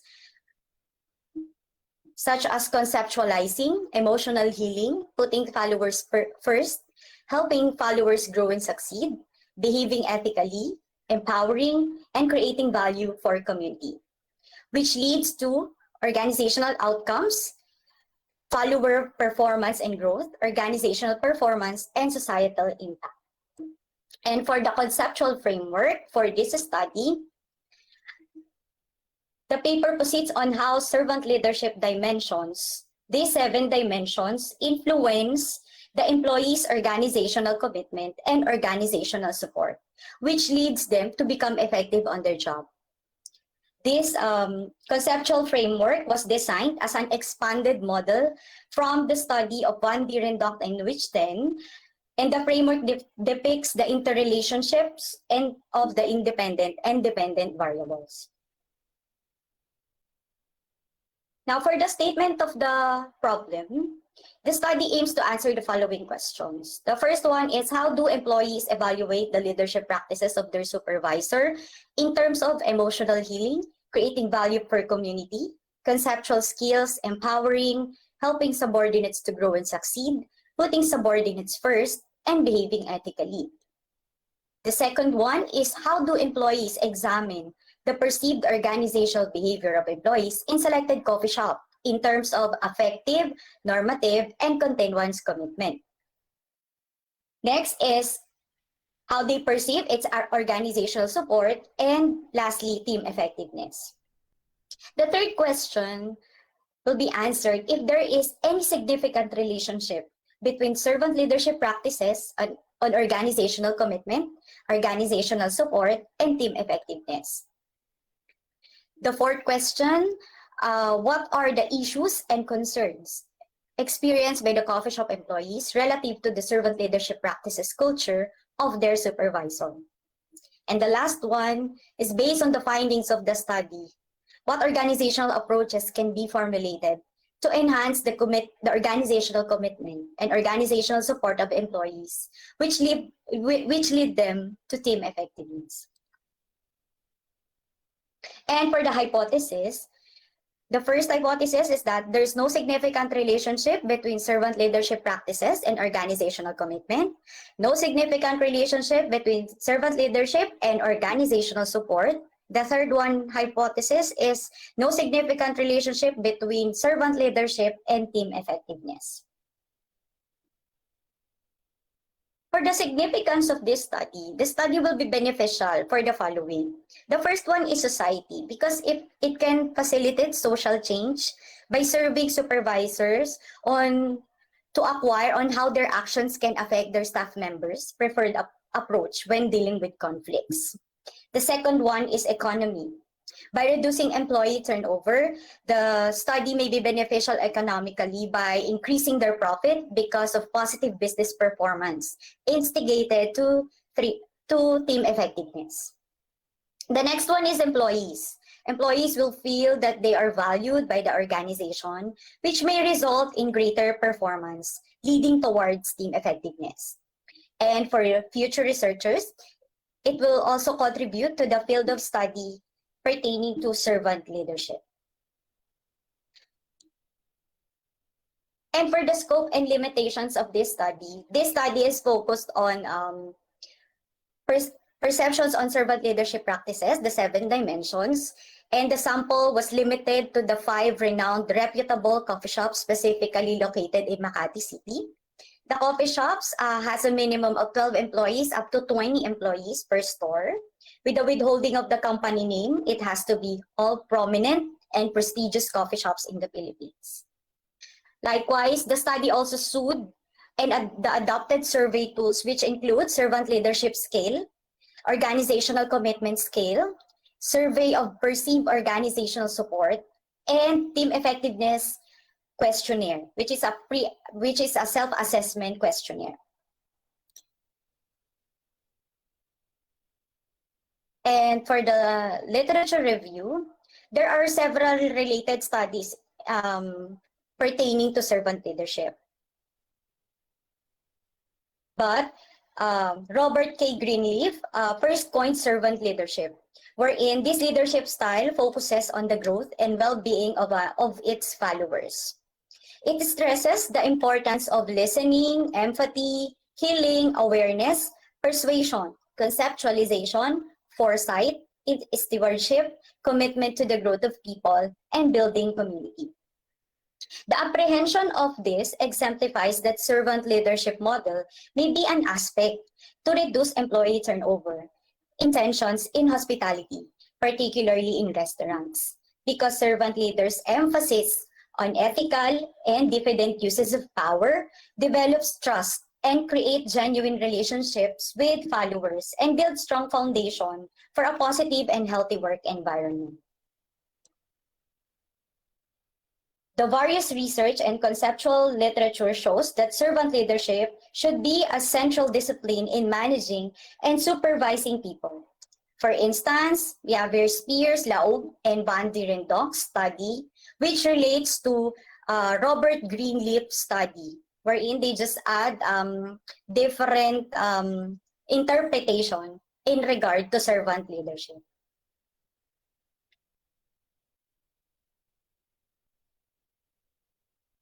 Likewise, from Pyong's study, and which is aligned to Greenleaf's study, wherein it focuses on leaders provide vision to followers that gives global direction and purpose to the people in a group of organization, which is relative to Greenleaf's study, wherein he highlighted that the imaginative projection of one's own consciousness into another being. It's about people, lifting people up. There were also several studies pertaining to organizational commitment from Liden et al., Allen and Mayer, and Sokol, 2013. Likewise, with organizational support, we have Allen and Shannock and Kim et al.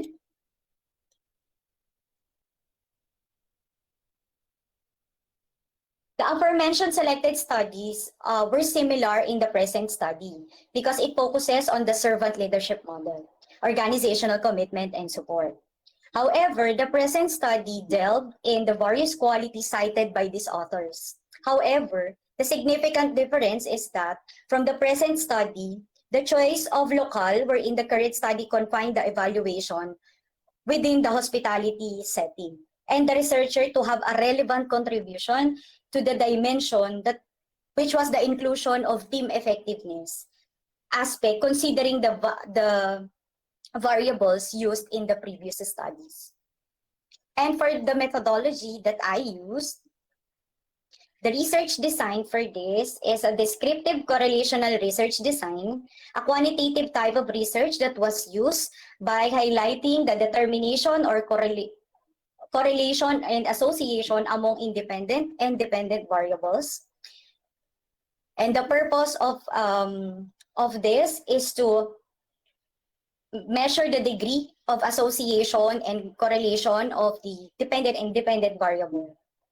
Descriptive statistics were also used to describe the respondents' answers to Likert questions, to the following, such as affective commitment, continuance commitment, normative commitment, organizational support, and team effectiveness. And for the respondents, so we have gathered respondents from these coffee shops: Tim Hortons Coffee Project, Coffee Bean and Tea Leaf, Seattle's Best, and Starbucks Coffee. For the distribution of respondents,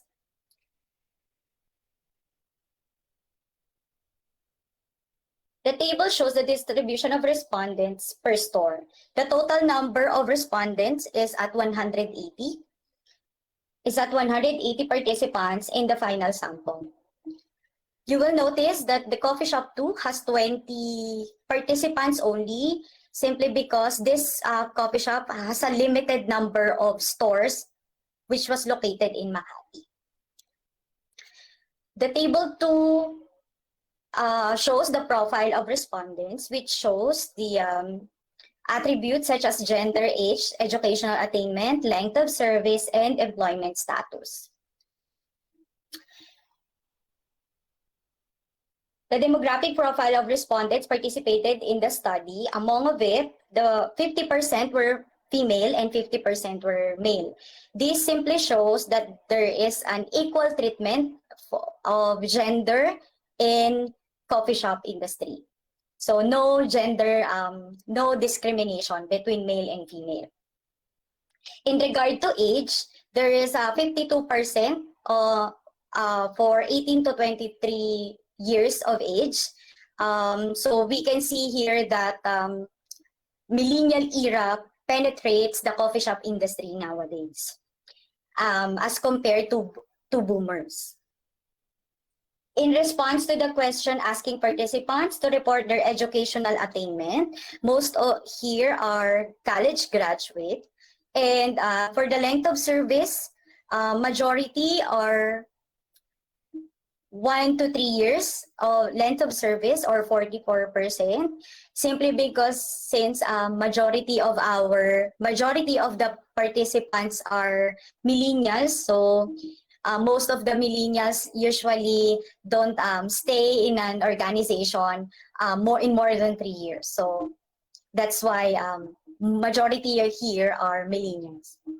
And for the employment status, majority of the participants are full-time and regular.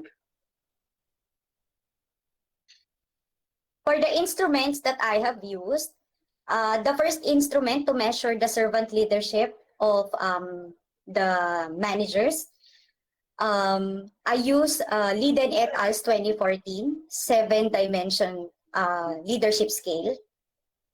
And for organizational commitment scale, to measure the affective, normative, and continuance commitment scale, a 24-item questionnaire was used by Allen and Mayer, 1990.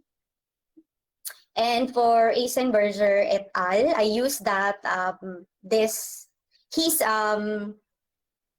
his tool to measure employees' perceived organizational support. And I have also adopted the team effectiveness questionnaire from London Leadership Academy National Health Service, which is a 56-item questionnaire to measure team effectiveness of employees. So this is a self-assessment tool which employees use to assess their effectiveness as a member of their organization.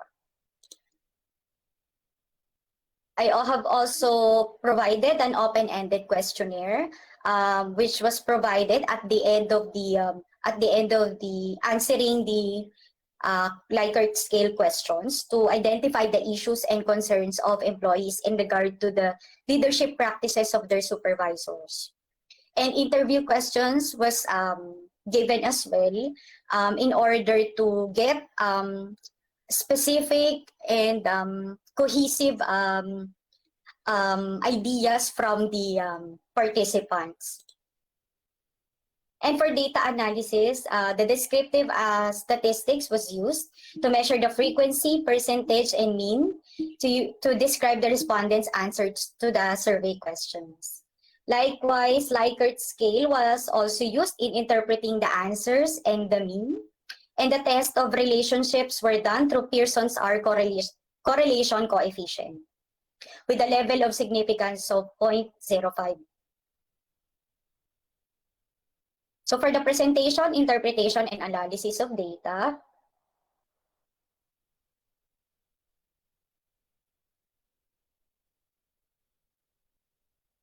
in regard to the summary of descriptive statistics, the results from servant leadership scale suggested that coffee shop employees of the servant leadership practices of their supervisor or manager were slightly positive on the average. The overall average of 3.99 suggests that on the average, a possibility that 5 coffee shops perceive their managers with a high degree of servant leadership practices. It is also possible that on the average, they rank their managers with higher leadership practices in their store. And for the organizational commitment scale, you will notice the average of 2.75 mean for effective, 3.1 for continuance, and normative at 3. The interpretation for this are all neutral. Sorry.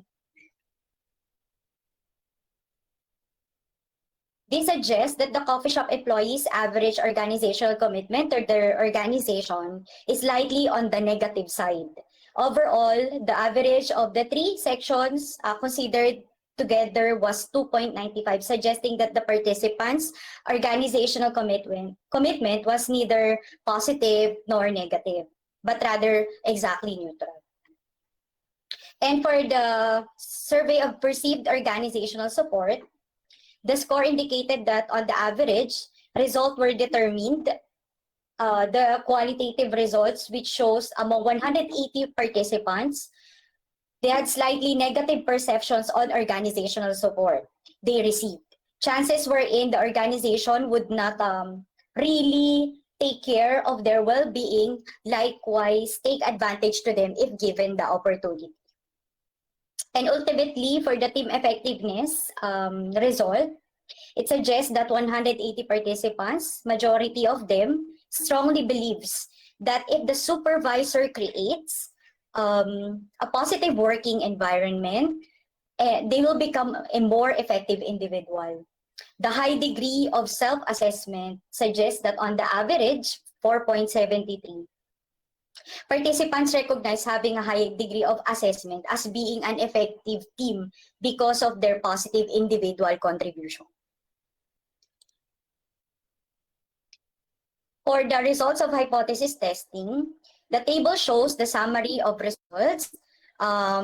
So the result shows that there is a significant relationship between servant leadership and effective organizational commitment. Servant leadership and normative commitment, servant leadership and organizational support, and servant leadership and team effectiveness with a positive correlation. However, there's no significant correlation between servant leadership practices and continuance commitment. This strongly shows that this clearly shows that there are other factors that affects employees to continue their stay in that organization. Considering that millennial workforce penetrates the coffee shops nowadays, Generation Y are prone for doing job hopping, which became the generation's downside. Factors such as looking for something new and better in an organization, which possibly very uncommon for them to stay with the firm for about 2 to 3 years, but instead move to other position which they thought is better. And for the thematic or descriptive analysis, this is the results based on the issues and concerns of the respondents. Okay? The first one is micromanagement. Second is unclearly defined tasks and responsibilities. The third one is that there's an inappropriate manner of giving direction and feedback to them. Number 4 is that shared opinions and suggestions was not open to some employees, misinterprets own contribution and takes credit undeservedly or sometimes blames others for own mistakes. The sixth one is make false promises to team and shows favoritism towards certain employees. And lastly, take sides when mediating conflicts between individuals. So these are the results of the issues and concerns that were shared by the respondents. So this was gathered during the interview, and I have cited some in my research and provided it in my paper. The specific concerns and their and what they really say about it. And for the summary, conclusion, and recommendation, for the summary of findings to answer the SOP number 1, the employees working in the coffee shops positively evaluates the servant leadership practices that is evident among their supervisors, which is the 7 dimensions was evaluated and very relevant to their managers.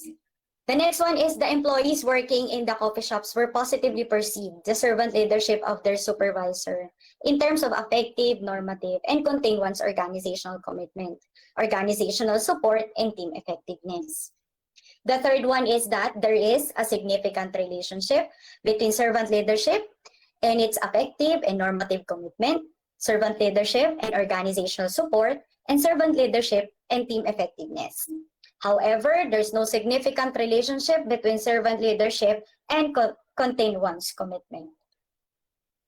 There is, for the fourth one, there is a need for a servant leadership organizational approaches among supervisors to enhance the employees' organizational commitment and organizational support that may result to team effectiveness.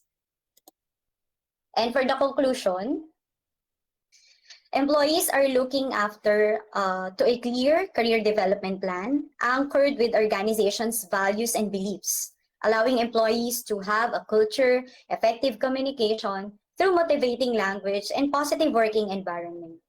Ultimately promotes sense of involvement within the organization. The second one is that the employees working in the coffee shops positively perceive the servant leadership practices of their supervisor because employees has a personal meaning with the organization. For as long as it creates work, life, family support, favorable job conditions anchored with monetary and non-monetary benefits will lead them to feel strong sense of belongingness, which likewise increases their organizational commitment and perceived organizational support. The third one is that a servant leadership practices that is anchored with appropriate manner of giving feedback, actively considering multiple perspectives in making decisions or taking actions, addressing conflicts quickly and immediately resolves issues or potential barriers, coaches team for continuous improvement, religiously work with mission and values will ultimately drive team effectiveness. And the last one, the value of effective communication developed, which creates a positive and productive environment in driving overall team performance. Creates a positive team environment by connecting with transparency with subordinates, actively listen to everyone's ideas, and recognizing team efforts, whether big or small, to drive employee engagement. And for the recommendations for this study, the management of coffee shops may consider the results of this study in running their business. Descriptive analysis results may be considered as a tool by the management to create a more effective approach in leading their team. Future research may be conducted, particularly on how the 7 dimensions influence managers' personal and organizational behavior in leading their team. The fourth one is to conduct a study outside Makati area and focus on different hospitality organizations, not just coffee shops. And last one is simplification of instruments. You will notice that my instruments was very long, so it needs really time to sit down and to really answer my questions. Right. For my proposed organizational team effectiveness approaches, the fundamental reason of this proposal is to provide coffee shop managers and shareholders to adopt the recommended approach to overall business performance and reduce employee turnover. An appropriate approach that are needed to equip hospitality supervisors, managers, which may help them lead their team effectively. So here's my proposed organizational team effectiveness approaches.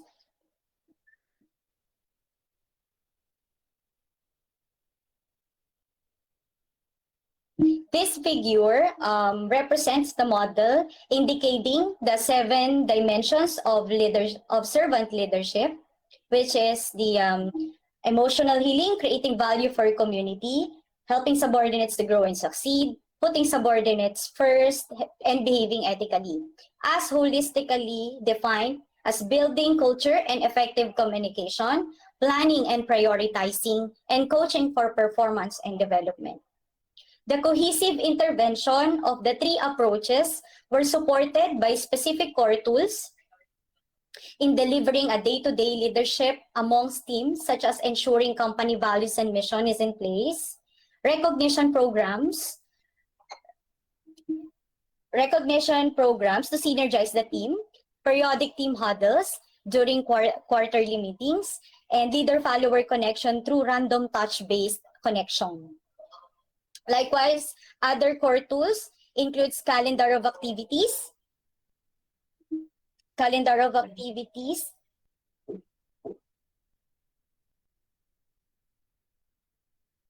the plan to check approach in reviewing and analyzing plans and improving it moving forward. The last core tools presented is to support the coaching for performance and development, which includes principles of work routines, art of coaching, performance development plan, and success profiles. And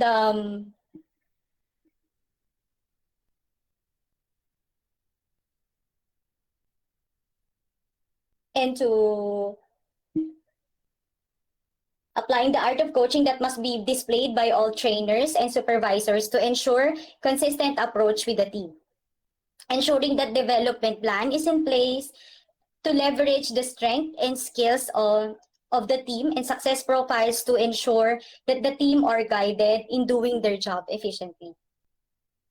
The proper utilization of each core tools as support, followed by the strategies of each managers or leaders on how to do it, will definitely give a clear picture of creating an effective and conducive working environment for the team, which may lessen employee turnover and overall team commitment in the long run. As I end this presentation, I want to ask this first to you and leave this message. Effective leadership starts on the inside. Now let me ask you this. Are you a servant leader or a self-serving leader? Thank you very much and have a great afternoon. Before I end this, I want to say thank you to my previous advisor, Dr. Teresita Fortuna, and to Dr. Antonino Alejandro, my advisor, and to the rest of the panel members, Dr. Roel Paras, Dr. Mitch Borja, Dr. Karen Fernandez, and Dr. Mark Alvero. And to the former Dean of CVIB, Dr. Maria Rochelle de Vinagracia, And to my statistician, Mr. Berlin Bauson, and my aunt, Miss Nilda Garcia, for financial support. And for my family, workmates, and classmates for helping me throughout this journey. And God above all, thank you for every day. Maraming salamat po. And here are the references of my study, which was conducted in the year 2019. The data gathering happened in August up to December 2019. So here are the references, and thank you very much po. Thank you, Ms. Uy, for your very informative presentation. I totally agree that having a great leader in an organization will lessen turnovers and will increase employee commitment, especially when employees feel that they are well appreciated and recognized. Great leaders helped Ms. Uy shows that there was a significant relationship between servant leadership, organizational commitment, and employees' organizational support. All right, so I believe most of us master students wanted to be like them in the future, since excellence is a way of life in the research writing journey, right? So before we proceed with our question and answer, let us have a quick recap of the presenters and their topics. First, we had Chef Heinz Pelayo, MSCA, with the topic Perceived Satisfaction in Online Baking Courses, Basis for a Standard Learning Delivery and Modality Model. Followed by Mr. Glenn Hyde de la Cruz, MFSM, FSCO, with the topic Challenges and Issues in Food Quality and Food Safety Program Implementation of Selected 5-Star Hotels in Metro Manila, Philippines. Then followed by Miss Anne Dominic Luis G. Bardenas, MSFS, with the topic Development of Healthylicious Banana or Musa Balbasiana Bits for Selected Hybridized Food Application. Then followed by Mr. VJ Dalisay, MSTM, with the topic Tour Guiding Practices as Determinants of the Effectiveness of Ecotourism Interpretations in Taal Volcano Island. And finally, Ms. Graziel Ann Uy, MSHRM, with the topic Servant Leadership, Organizational Commitment and Support Leading Towards Team Effectiveness in Selected Coffee Shops in Makati City. Thank you, Angelica, for that recap. Now, again, to all our virtual guests, participants, and our audience, please be sure to type in your relevant and appropriate questions into the comment box so that we can attend to it right away. Okay. Let's check if we already have questions here, Jason. All right. Hold on. Okay. I can see here a list of questions, Jason. So this is in connection with the results and findings of your studies. So this question is for Mr. Glenn de la Cruz. So this is from Mr. Aldwin King Manlong, a DHM student, with the mastery in HACCP or HACCP, Principles and Practice of High Quality Food Standards of 5-Star Hotels. What issues or gaps have you identified in the conduct of this study? Again, I'll repeat the question. With the mastery in HACCP principles and practice of high-quality food standard of 5-star hotels, what issues or gaps have you identified in the conduct of the study? Okay, so thank you for that very interesting question, actually. So working in the hospitality industry for 10 years in the past, so I've learned that the top challenges really in the implementation of the HACCP or the Hazard Analysis and Critical Control Program is on the number one is the commitment of the top management. It is very true that in any system or program implementation, we need to get the top management involved. So they need to buy in, especially if we are implementing food safety or food quality. So we need to have a full commitment of the top management in order for them to get as well the food handlers to follow. And next would be on the budget, on the documentation, and of course on a point person to spearhead really or to guide the top management as well on the holistic implementation of food safety, hygiene, and sanitation, especially in the hospitality industry. Yes. All Thank right, you. thank you. Thank you very much, Mr. De La Cruz. Jason? All right, thank you, Mr. De La Cruz. Now, this question is for all of our master thesis presenters. The first question is, what inspires you to come up with your study? Again, what inspires you to come up with your study? Let's start with Ms. Grizel, followed by Chef Hines and Mr. Glenn. Afternoon. Thank you very much for that question. What inspires me to conduct this study is, as you will notice, it was mentioned that I've been practicing leadership for a decade when I was working in Starbucks Coffee. So for me, searching for the best leadership is one of the most critical part, because you can really not get the best fit leadership style in that organization. So for me, when I started practicing servant leadership, when I was working, for me, it became an effective leadership style for me, because it resulted to our overall team performance. Sometimes we can get even bonus because of that kind of leadership style. And actually, that inspires me to really push through searching what are the approaches that can be developed in order for us, the managers, to become more consistent in ensuring that we provide a great working environment for our employees. For me, that inspires me the most. Thank you very much, Mr. Thank you. Shell. Okay, so for me, before I was what I call this one, promoted as an admin in the university, I was actually conducting lifestyle courses since 2015. Okay, and I've been dealing with a lot of students. I've been dealing with a lot of administrators in different baking groups. And what I have noticed towards the pandemic, there really has been a resurgence in terms of offering online baking courses. However, me personally, I have noticed that there was so much online baking courses, yet they were not being scrutinized in terms of how they really deliver their courses.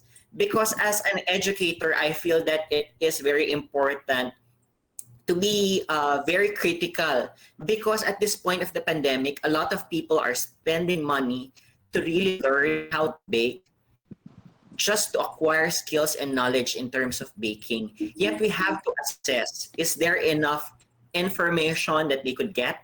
Are the information enough? Is the service that is being provided to them really of good quality, so that they could acquire whatever skills they may need in their future? And of course, is the system really adaptable for this time of pandemic? Because it is not a joke to spend money in terms of learning everything online. And me personally, that was my driver and my inspiration to really pursue this study, because I feel it as an obligation as an educator to really give back to the community, because I have a lot of friends that are conducting online baking courses, and some of them already have given me an intention or intent telling me to give them the results of the study, because they really also want to improve the services that they provide to the users or the learning of the online learning platform. And that is our intention, to uplift the baking community here in the Philippines so that it would be globally at par with the rest of the world. Thank you.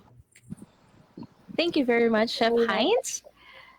How about you, Mr. Glenn? Okay, so for me, actually I started working in a microbiology laboratory where we tested food samples in order for us to basically deduce if it is fit or safe for human consumption. So we can test a food sample, let's say for example, positive for any microorganism like Staphylococcus aureus or Salmonella, but we need to think beyond that, because when we say safety of the food, it is beyond testing. So we need to actually realize the preparation of the food. So what really interests me to pursue this study is actually to seal that gap, because as we all know, we have this gap in literature about the challenges and issues of the food establishment on any program implementation, but in this case, specifically for food quality and food safety. So we really need to actually identify or embrace those challenges and issues as the saying goes, diba? 50% of the solution is actually identifying those concerns or problems. And after, of course, identifying those concerns and problems, we need to come up with the solution. We need to do something for continual improvement. And during this pandemic especially, in order for us to ensure that we can get the confidence of all our customers or clients back, in order for the tourism industry or hospitality industry to bounce back great, of course, we need to consider at all times, the health and safety of them. So the reason why this really interests me to pursue and to seal that gap in terms of literature on the challenges and issues in food safety and quality implementation. Yes. Thank you very much to all your answers. I agree with that, once you do a study or research, it must be something of interest, right? It must be something of benefit to other people so that you'll be able to come up with a good research study. Thank you so much. Sir Jason? Yes, thank you, Angelica. Now for the next question. This is for all, paper presenters.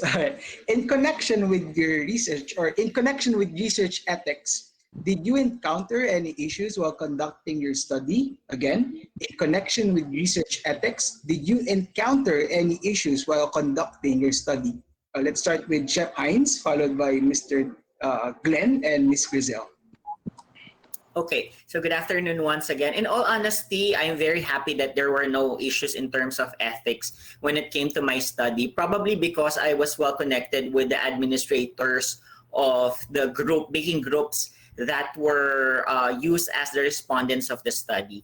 Aside from that, given that my questionnaire was delivered online through the Google form platform, it was very evident from the letter that I have provided them that they have to sign a consent before undertaking the or answering the questionnaire, and it was stated there that everything that will be conducted would be with strict confidentiality, plus that it is in accordance with the Data Privacy Act of the Philippines. Aside from that, of course, in the writing the paper, I was very sure I ensured that language was in line with the ethical considerations as stated in the APA manual. So no problem in terms of ethics that I encountered in the delivery of my research. Okay, so for me, initially, I have challenges and issues as well, because the nature of the study, so I really need to get there, for example, the standard recipe from different hotels. It also involves the actual risk-based inspection of their kitchen. That's actually their soul. So initially, they are actually hesitant to give those information. But of course, with a proper explanation to the top management on the purpose of the study, and of course, following the confidentiality of the possible data to be gathered. So finally, we got the yes, and they are basically involved in the completion of the study.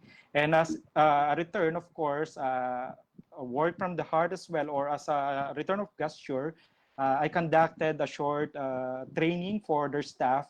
And of course, they are also, in the end, interested to the result of the inspection, wherein serves as their guide in improving more what they have in terms of food safety and quality program implementation. Yes. All right. In my case, yes, I have encountered, because initially the plan to conduct the study was to have a focused group discussion.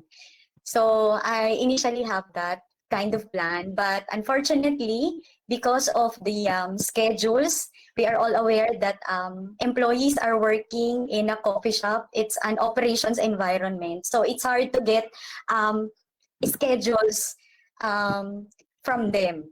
It has to be well coordinated with the managers for them to be able to schedule it ahead of time. But since operations, you cannot determine what happened every day. So I just have to go through the interview questions instead. So it's a one-on-one interview that I have conducted among the respondents. So the initial plan, which was focused group discussion, was eliminated, and then I just have to do course of action in doing the interview to the respondents.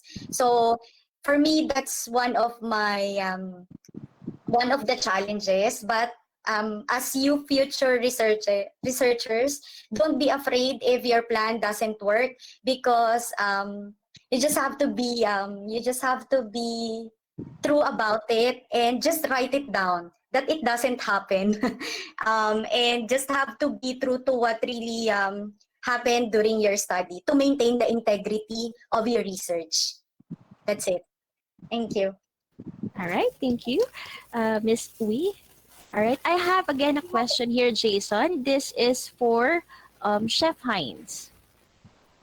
Chef Hines, what application or software wherein students could interact and collaborate in online baking that is considered effective in LMS?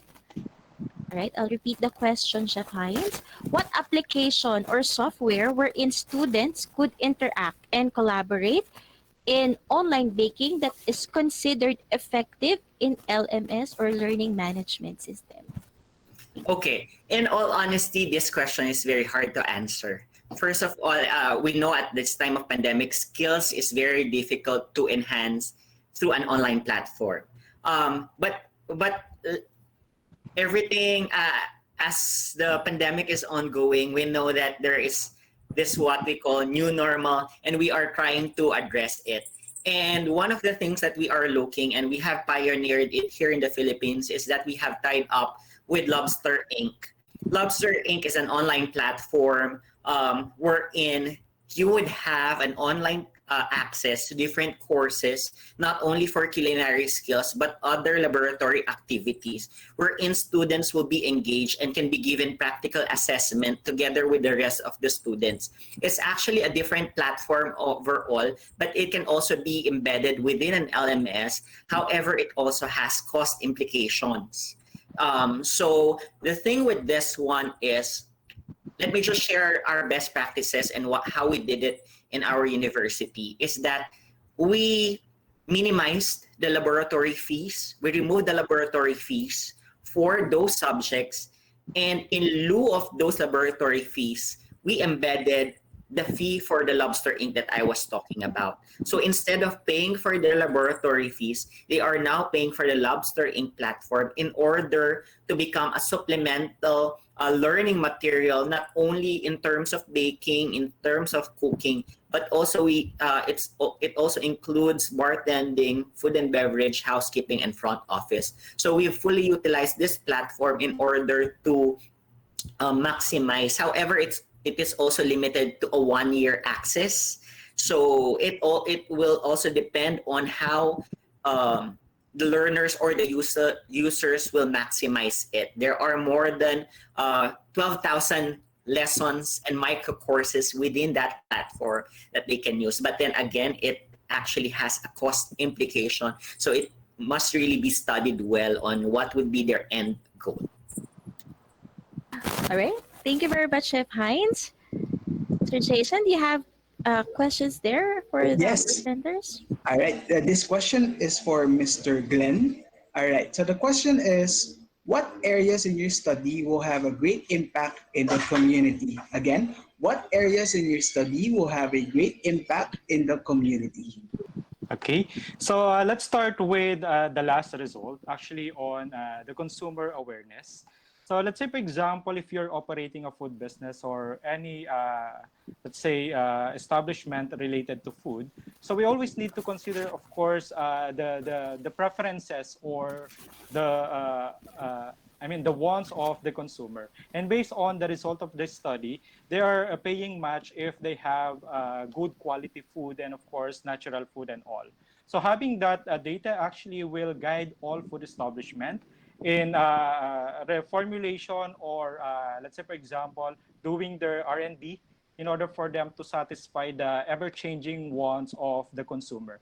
Especially in the hospitality industry, of course, we are catering on diverse clients or customer. So we always need to satisfy the preferences of our guests or clients. And of course, we need to exceed expectations. So having that, of course, will help our food establishment to do their actions for continual improvements. Thank you. All right, thank you, Mr. Glenn. All right, Angelica. All right, thank you, Jason. Thank you, Mr. De La Cruz. By the way, Chef Heinz, we have a follow-up question here. Okay. Did you find any difficulty in assessing your students through this modality? So this is from Miss Lorna Beduya, or rather Dr. Beduya, from Hiroshima Bunkyo University, Japan. Again, did you find any difficulty in assessing your students through this modality? Thank you. Okay. First and foremost, let me just share with you what changes we actually did with our because as you all know, changing adding additional platform, and with the pandemic, we've also changed the curriculum. And with the online learning system, we know that students might be overloaded if their subjects are offered all at the same time. So what we did was that we actually changed the delivery of our learning courses, and we only deliver our courses 2 subjects for module period. So we have only 2 modules within a 1-month period. So that also changed how students would really focus on their study. So it gave them more focus because they only have 2 subjects within a 1-month period to focus on. And then the question was there any difficulty? At the first run, of course, at the first module period, there was quite some difficulty. But as we go on, we learned on how to cope up with this and manage with this. So what we did was that to ensure that it is an individual assessment and give it enough time for students to really practice their skills and show them through the class how they were able to acquire the skills. So one of our assessment is that students will actually have an on-video assessment performing the tasks that they were supposed to do.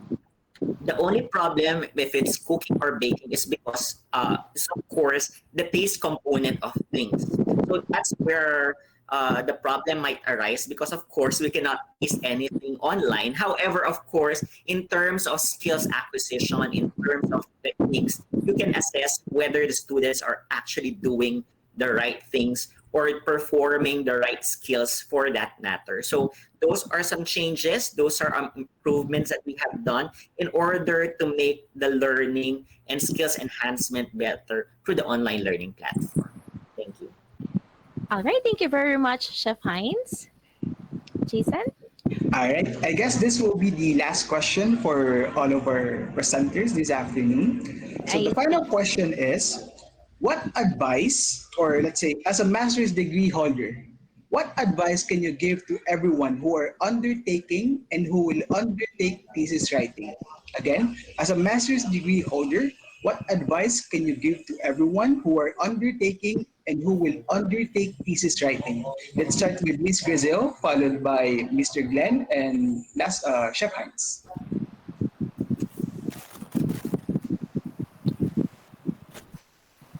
Miss Uy, you're on mute po. Sorry. The first advice that I will give you, future researchers, is that do not get overwhelmed. All right. So do not get overwhelmed because all researchers, first-time researchers, always feel that it's too hard to start a research topic or research titles. But do not get too overwhelmed. Why? Because you just have to streamline everything. You just have to focus on the second advice that I will give you. Focus on the topic that you are very passionate about. Okay? You have to focus on that so that you can maintain your enthusiasm and up to the end of your study. Okay, you have to maintain that enthusiasm. And lastly, you have to maintain the integrity of the study. As I have mentioned a while ago, what happened during your study, you should state it on your paper. All right. So don't put that you were able to conduct through focus group discussion, and then there was really no focus group discussion happen. All right, so you just have to be true to yourself and make sure that because your paper will serve as your testimony, as your living testimony as you end your study. All right, so for me, that's the three advice that I can give you. First is do not get overwhelmed. Second is focus on the topic that you are very passionate about. And the third one is maintain the integrity of your study. That's it. Thank you. Thank you, Ms. Okay. Uy. So I agree with Ms. Oy. So as additional advice for our future researchers, so you need to actually develop your plan. You need to have your goals and objectives. So if you have your goals and objective, you need to make sure that this is smart. So in order for you to come up with your strategies, and of course, you need to focus on your core or what interests you or the field that you like doing, as I mentioned a while ago.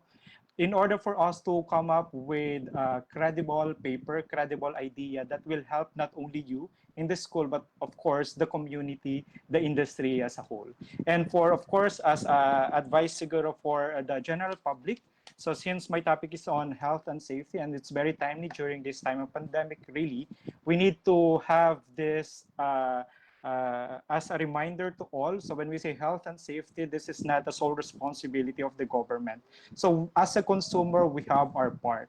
So we need to help the community, we need to help the government, we need to help the industry to come up with that food safety culture. And this is a perfect time as well to start changing our behavior.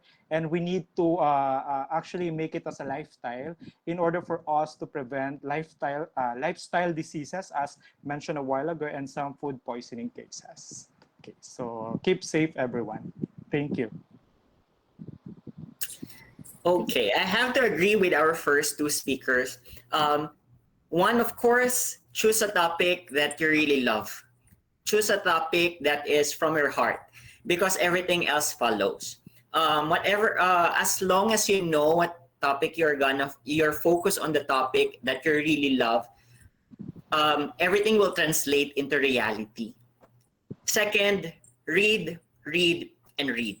Okay, it pays a lot to know about the topic. Sometimes you know that you sometimes feel that you know about the topic, yet if you read a lot of research paper, as I have presented earlier, there might be some contradicting results of previous researches from your current research, and you have to identify what is the reason or the possibility why there is such a difference or contradictory results in your study. And you have to address that. One of the reasons why we are conducting researches is to apply it not only in our work, but also to give back to the society. Our role as masters would be to share our knowledge and our expertise to a wider audience. And if we read and contribute to this data and the result of our study to the society, we are helping the community to grow more. Lastly, as an advice, especially at this time of the pandemic, do not be afraid to ask help. Okay? Sometimes you might be overwhelmed with a lot of work, a lot of research, a lot of questionnaire, a lot of data gathering, a lot of statistics. But as long as you open up yourself and ask for help when you need it, there would always be people who would be willing to help you and rise above the challenges. I know it might be difficult at this point in time, but yet we are Filipinos, we are resilient, and I believe that together we can make it. So that's all. Thank you. All right. Once again, thank you very much to our dear presenters. We are really very grateful for imparting with us all your learning, skills, and knowledge. All right. Again, we want to extend our thanks to Chef Heinz Pelayo, Mr. De La Cruz, Miss Bordenas, Mr. Dalisay, and Miss Uwe. So I hope all your questions have been addressed and answered by our presenters. Jason? Yes, Angelica. Awesome esteemed alumni with their research paper presentations. Now to award the certificates of recognition to our dear paper presenters for taking part in this international research conference, may we call on again our beloved Dean of the School of Hospitality Management, Dr. Eframuel Jose Abellana, Conference Chair and Co-Chair Georgina Bihar, and Maria Luella Lopez. Thank you, Jason. Thank you, Angelica. We have our panel speaker here from Kuala Lumpur, Malaysia, Mr. Patrick Daya. Sir, are you still around? Welcome again to the Philippines. Yes, still here, still here. Hi. Listening Thank you so attentively. much. Welcome. Thank you so much, Mr. Patrick. Welcome. George, Lai, go ahead. Thank you, Dean. So to award the certificate of recognition for our 5 thesis presenters, starting off with the first presenter, Philippine Women's University School of Hospitality Management presents this certificate of recognition to Chef Heinz V. Pelayo, MSCA, in deep appreciation and gratitude for imparting his invaluable insights, knowledge, and wisdom as Master's Thesis Presenter in the first SHM International Virtual Research Conference with the theme Breaking Barriers, Surviving to Thrive Through Research Innovation, Synergism of Trends, Challenges, and Agility. Given this 5th day of June 2021 at the Philippine Women's University, Taft Avenue, Manila City, Philippines. Signed by yours truly, Georgina B. Bihar, the Conference Chair, Ms. Maria Luella Lopez, the Conference Co-Chair, and of course with the Dean of the School of Hospitality Management, Dr. Eframuel Jose L. Abellana. Thank you, Chef Heinz. Thank you once again, everyone, and it's an honor to present my paper with you and the rest of the PWU community and the rest of our audience. Thank you, Chef Heinz. Our next certificate citation is for Mr. De La Cruz. Philippine Women's University School of Hospitality Management presents a certificate of recognition to Mr. Glenn Hy De La Cruz, MFSM, FSCO, in deep appreciation and gratitude for imparting his invaluable insights, knowledge, and wisdom as Master Thesis Presenter in the first SHM International Virtual Research Conference with the theme Breaking Barriers, Surviving to Thrive Through Research Innovation, Synergism of Trends, Challenges, and Agility. Given this 5th day of June 2021 at the Philippine Women's University, Taft Avenue, Manila City, Philippines. Signed, Ms. Georgina Bihar, Conference Chair, yours truly as Conference Co-Chair, and Dr. Eframuel Jose Abellana, Dean, School of Hospitality Management. Thank you, Mr. De La Cruz. Thank you, everyone, and thank you, Dr. Prime, and to all organizers. Thank you, Sir Glenn. Thank you. Our next certificate, Philippine Women's University School of Hospitality Management presents this certificate of recognition to Ms. Anne Dominic Luis Pardenas, MSFS, in deep appreciation and gratitude for imparting her invaluable insights, knowledge, and wisdom as Master's Thesis Presenter in the first SHM International Virtual Research Conference with the theme Breaking Barriers, Surviving to Thrive Through Research Innovation, Synergism of Trends, Challenges, and Agility. Given this 5th day of June 2021 at the Philippine Women's University, Taft Avenue, Manila City, Philippines. Signed by yours truly, Georgina Bihar as the Conference Chair, Ms. Maria Luella Lopez, the Conference Co-Chair, and Dr. Eframuel Jose Abellana, the Dean of the School of Hospitality Management. Thank you so much, Ms. Bardenas. Thank you, Anne. Our next certificate is for Mr. Dalisay. Philippine Women's University School of Hospitality Management presents a certificate of recognition to Mr. VJ Dalisay, MSTM, in deep appreciation and gratitude for imparting his invaluable insights, knowledge, and wisdom as master thesis presenter in the first SHM International Virtual Research Conference with the theme Breaking Barriers, Surviving to Thrive Through Research Innovation, Synergism of Trends, Challenges, and Agility. Given this 5th day of June 2021 at the Philippine Women's University, Taft Avenue, Manila City, Philippines. Signed, Ms. Georgina Behar, Conference Chair, yours truly as Conference Co-Chair, and Dr. Framuel Jose Abellana, Dean, School of Hospitality Management. Thank you, Mr. Dalisay. And of course, last but not the least, Philippine Women's University School of Hospitality Management presents this certificate of recognition to Ms. Graziel and Poy, MSHRM, in deep appreciation and gratitude for imparting her invaluable insights, knowledge, and wisdom as master's thesis presenter in the first SHM International Virtual Research Conference with the theme Breaking Barriers, Surviving to Thrive through Research Innovation, Synergism of Trends, Challenges, and Agility. Given this 5th day of June 2021 at the Philippine Women's University, Taft Avenue, Manila City, Philippines. Signed by yours truly, Georgina Behar, the conference chair, and Ms. Maria Luella Lopez, the conference co-chair, and Dr. Framuel Jose Abellana, our Dean of the School of Hospitality Management. Thank you so much once again, Ms. Uy. All right. Thank you very much po. Thank you, Dean. All right. Thank you, Rachel. Thank you. Thank you, Dean Abellana, Georgina, and Maria Luella. All right, now let us hear from Maria Luella Lopez, our co-conference chair for the line review rubrics for the paper presentation for transparency. I know I'm not alone when I say that the 5 master researchers and 3 dissertation papers presented to us today are absolutely mind-blowing and overwhelming, and I can only hope that my own future thesis paper will be half as good as those we heard today. As a token of our immense appreciation for the time and effort our presenters exerted to be with us today, we are hereby giving the following awards: Best Dissertation Paper, Best Dissertation Presenter, Best Thesis Paper, and Best Thesis Presenter.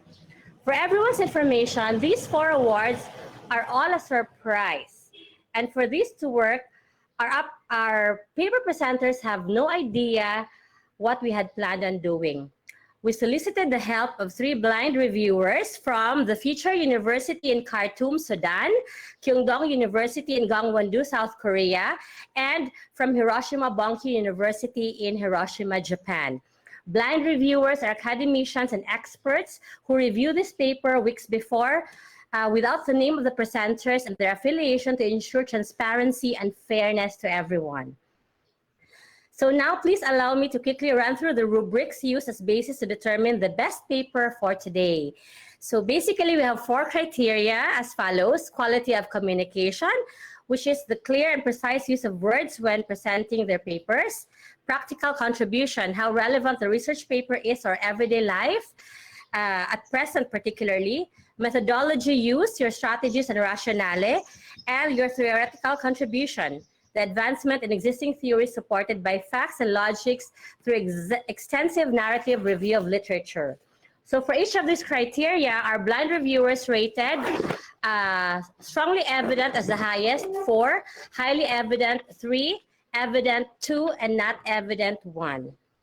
So at this point, let me pass on the spotlight to Dean Prime to announce the winners. Congratulations to all our paper presenters today. Thank you. Wow.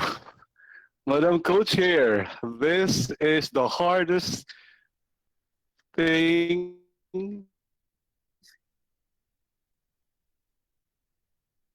in this research conference.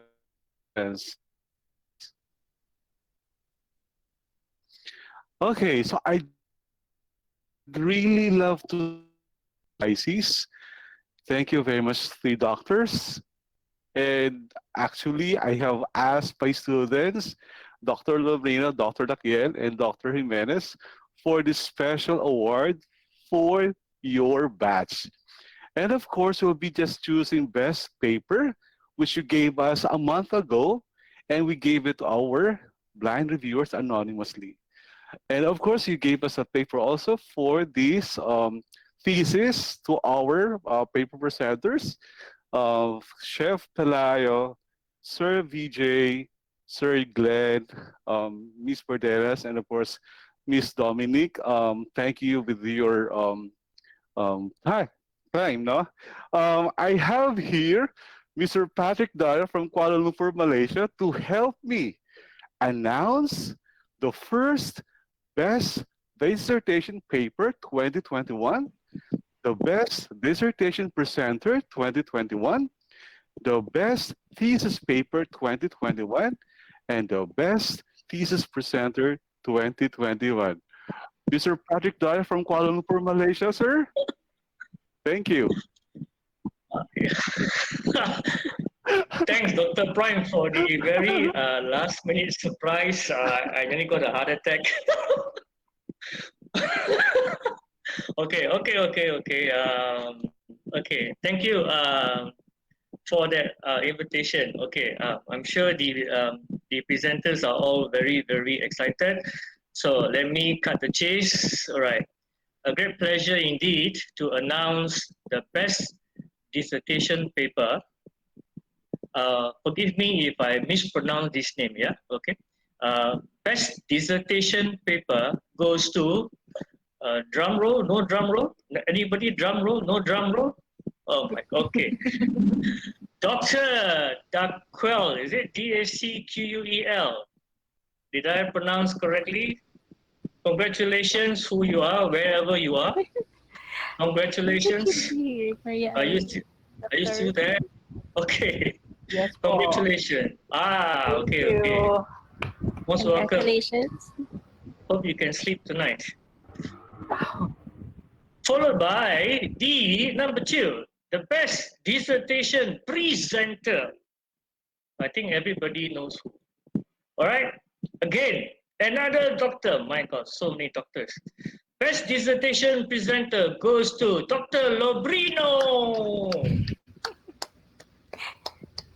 Thank you so much, Sir Patrick. Congratulations, Lobrino. Okay, have a glass of red wine tonight on Dr. Abellana, yeah? Okay. All right. Next. Oh my God. This is really awesome, man, for the best master's thesis. Okay. Ladies and gentlemen, great honor to announce the best master thesis goes to Chef Heinz. Chef, you can smile now, Chef. Thank you so much, everyone. It's an honor and it's a great pleasure to share my paper with the rest of the group. Thank you so much. In advance, congratulations to the group. Well done, Chef. Well done, Chef. Chef Heinz, just for your information, it's very rare to get a chef to do an excellent presentation. It's very rare. Thank you so much for that. I'm so proud of you and congratulations. Okay. Last but not least, 5th of June 2021, we come to the end of this awesome conference. Best thesis presenter. The best thesis presenter. Second time running, Chef Heinz. Thank you so much, everyone, for this recognition. I'm very much honored. I'm so overwhelmed. I'm lost for words. So thank you very much. Chef, I can help you if you're lost for words. What would you like to say? Of course, I would like to thank the PW family. It would not be possible for me to present this paper if not for the great members of the faculty, the great college, and of course, my classmates who are also here. Thank you very much for the thorough support in achieving this feat. So maraming salamat po. Thank you. Well done, Chef. Back to you, Dean Doctor. Thank you very much. Thank you very much, Professor Patrick Daya from Kuala Lumpur, Malaysia. Thank you so much to all our students or alumni We are so grateful to you, all doctors, Dakiel, Jimenez, and Dr. Lobrino. Thank you so much, madam. And all to our thesis presenters from all of you guys. Thank you so much. Thank you. And of course, with the leadership of my Angelica, Jason, go ahead. All right, thank you, Dean Prime and Mr. Patrick Daya from Kuala Lumpur, Malaysia, for the presentation of special awards. So now, after hearing from our alumni as paper presenters, may I now invite Geraldine Abo and Julito Tan for the synthesis of today's event. Thank you, Jason. After our Day 1 overview presented by Ms. Janine Christian Ferrer and Mr. Renan Roy, followed by an insightful welcoming remark from the Dean and Director of Research and Development Office, Dr. Leonard O. Munalim, our Day 2 International Research Conference was kick-started by Dr. Maria Dina Jimenez with the topic Service Strategy and Innovation in Food Service Industry, a basis for competitive advantage model. It was followed by the following talk entries about their dissertation papers by our next paper presenter, namely Dr. Joan De Lobrino, with the topic The Development of the Province of Bataan as a Potential Food Hub Amidst the Pandemic, Basis Food Chain Model.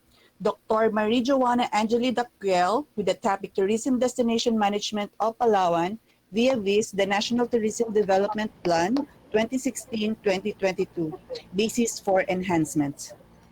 Thank you, Ms. Geraldine. After our Q&A, a short break, and awarding of our conference was then continued by another wonderful paper presentations led by Chef Heinz Pelayo, Master of Science in Culinary Arts, with the topic Perceived Satisfactions in Online Baking Courses, Basis for Standard Learning Delivery and Modality Model. And of course, followed by Mr. Glenn Hyde de la Cruz, MFSM, FSCO, with the topic Challenges and Issues in Food Quality and Food Safety Program Implementations of Selected 5-Star Hotels in Metro Manila, Philippines. This is also followed by Ms.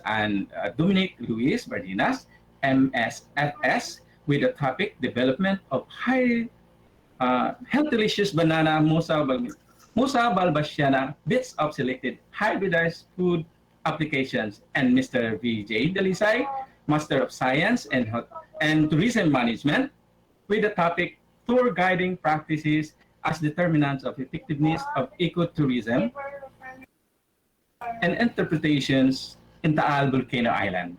Finally, our last paper presenters were concluded by Ms. Crisel Ann Oy, Master of Science in Hotel and Restaurant Management, with the topic Servant Leadership, Organizational Commitment, and Support Leading Towards Team Effectiveness in Selected Coffee Shop in Makati City. It was followed for our special awards presented by Dr. Efrabuel Jose L. Abellana, Ms. Georgina Behar, and Maria Luella Lopez. We have Dr. Maria Joanna Angeli Daquiel for Best Dissertation Paper and Dr. Joan De Lobrino for Best Dissertation Presenter. While we have Chef Heinz Pelayo for MSCA for Best Master Thesis and for Best Thesis Presenter.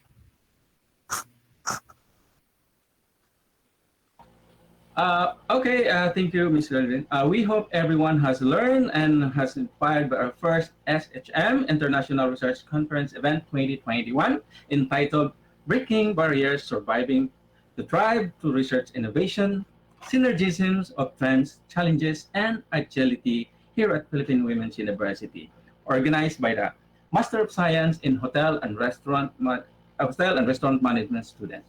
It was a long program full of wisdom from our guests, and we hope it will be used to good as we carry on our agenda.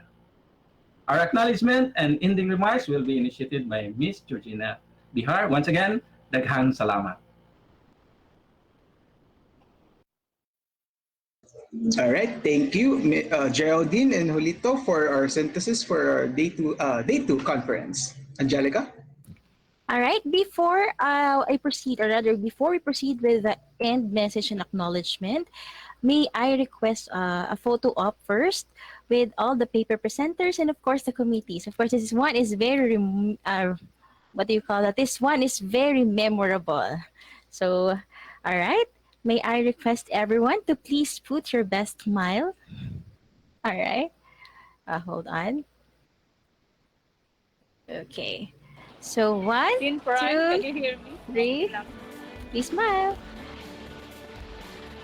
All right. Another one. So one, two, three, smile. All right, thank you very much. And once again, congratulations to our awardees. And also, thank you very much, Geraldine and Julito, for incorporating all the fruitful presentations and discussions in this first international research conference. I believe that the many and new learnings, experiences, and ideas gained from this we have increased our self-confidence and beliefs on ourselves and to persevere in the graduate school studies after attending this conference. We strengthen and we have encouraged all of us every day to grow and to develop to the best that we can be. So the research best practices and protocols, as mentioned by our day one speakers, have equipped us more of the whys, the hows, the what's in our curiosity of a topic aligned in the hospitality and tourism industry and education, in achieving the excellence evaluations to contribute new body of knowledge to the society.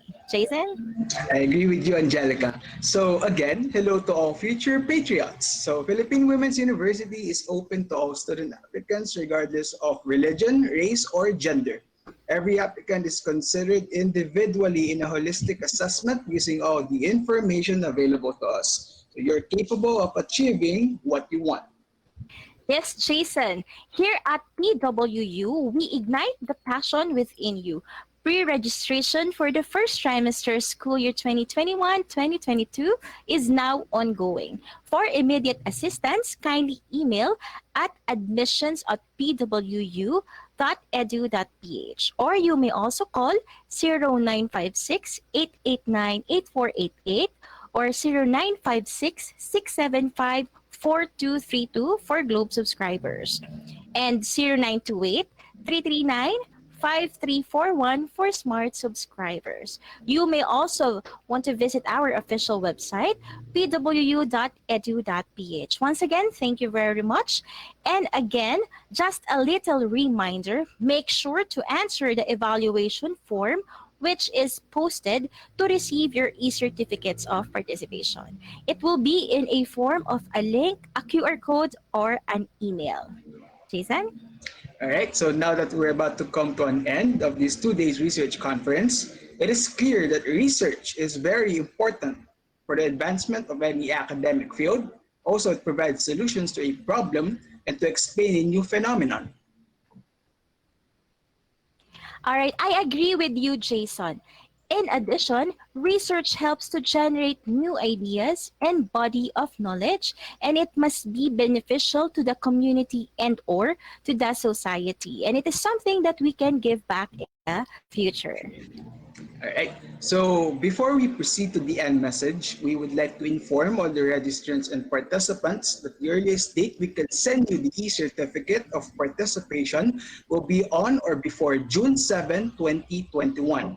You may also send us an email or message if you're unable to receive your e-certificate.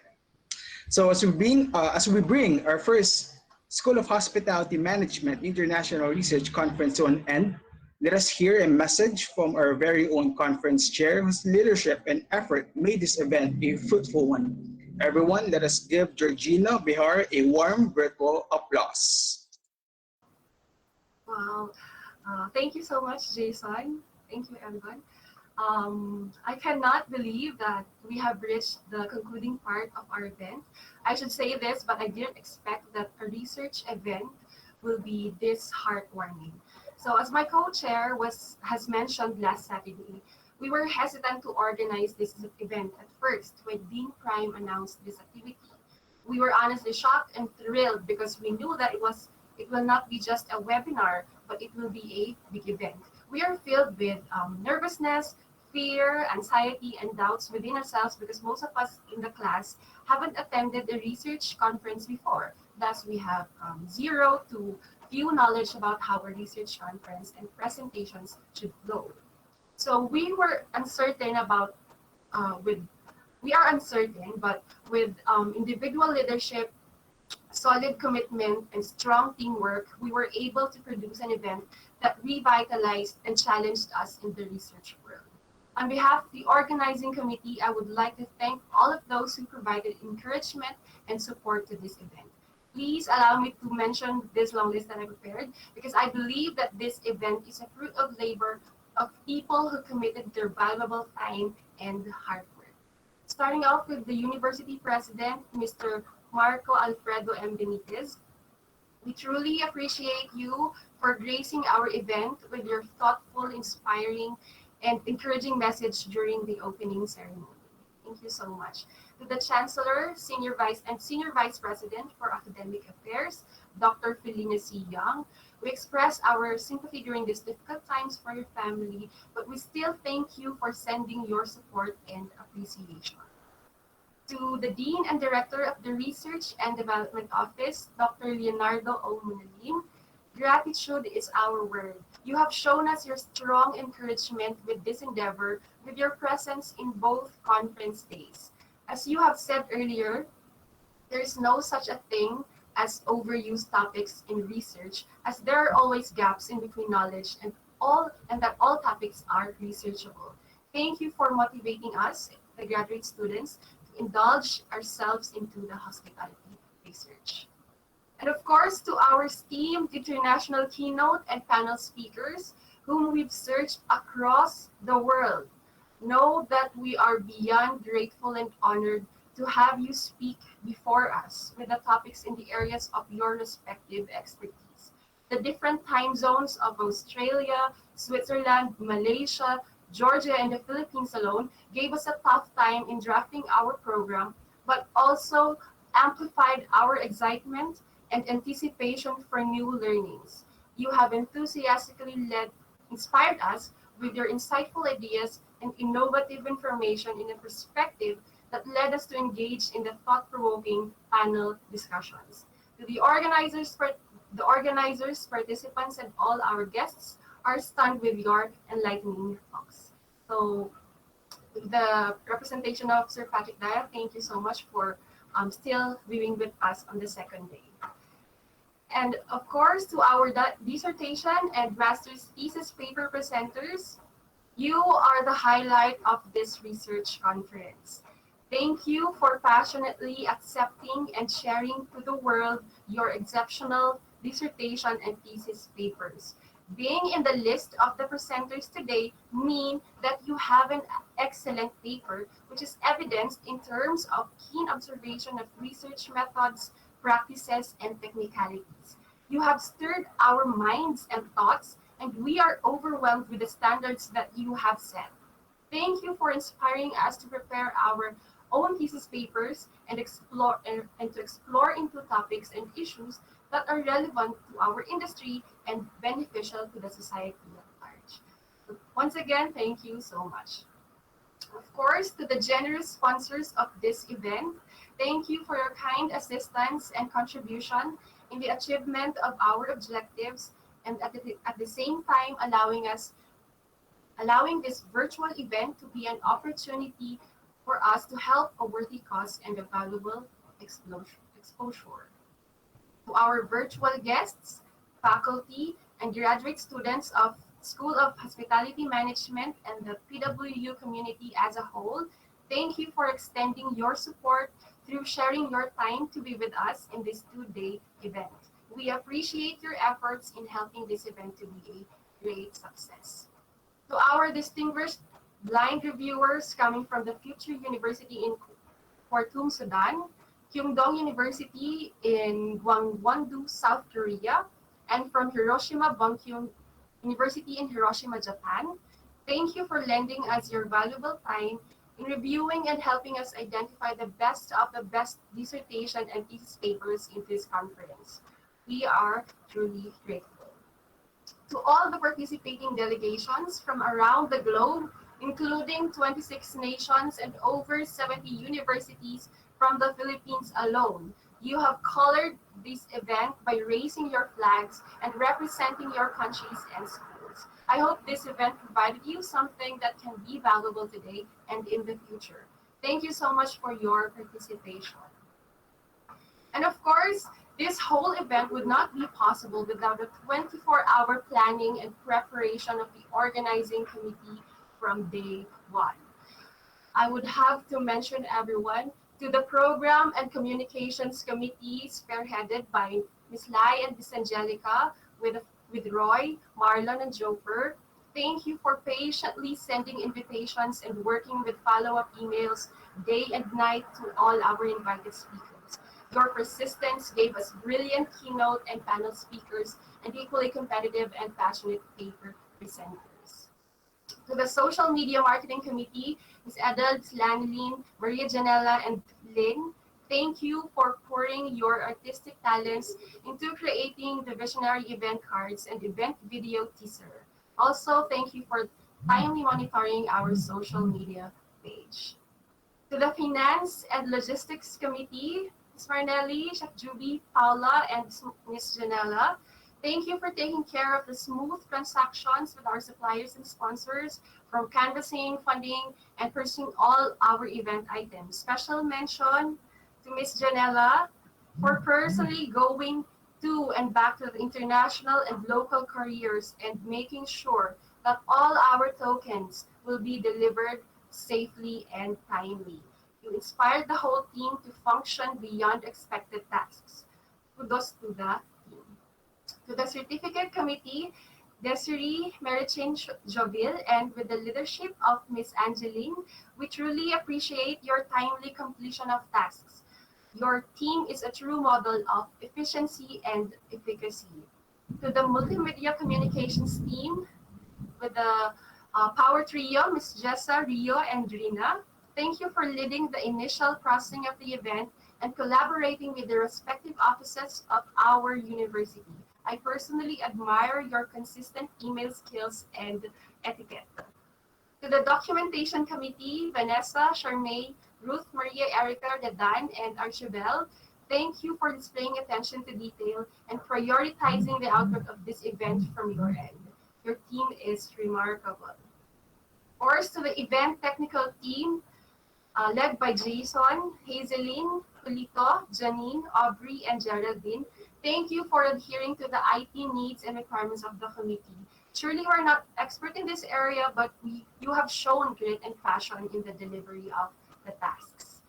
Of course, we would also like to thank the team of Ms. Maha, Sir Vlad, and the rest of the Media Center and ICT. Thank you for your constant reminders and continuous support from day one. Working with you in this virtual platform is always a pleasure. Thank you so much.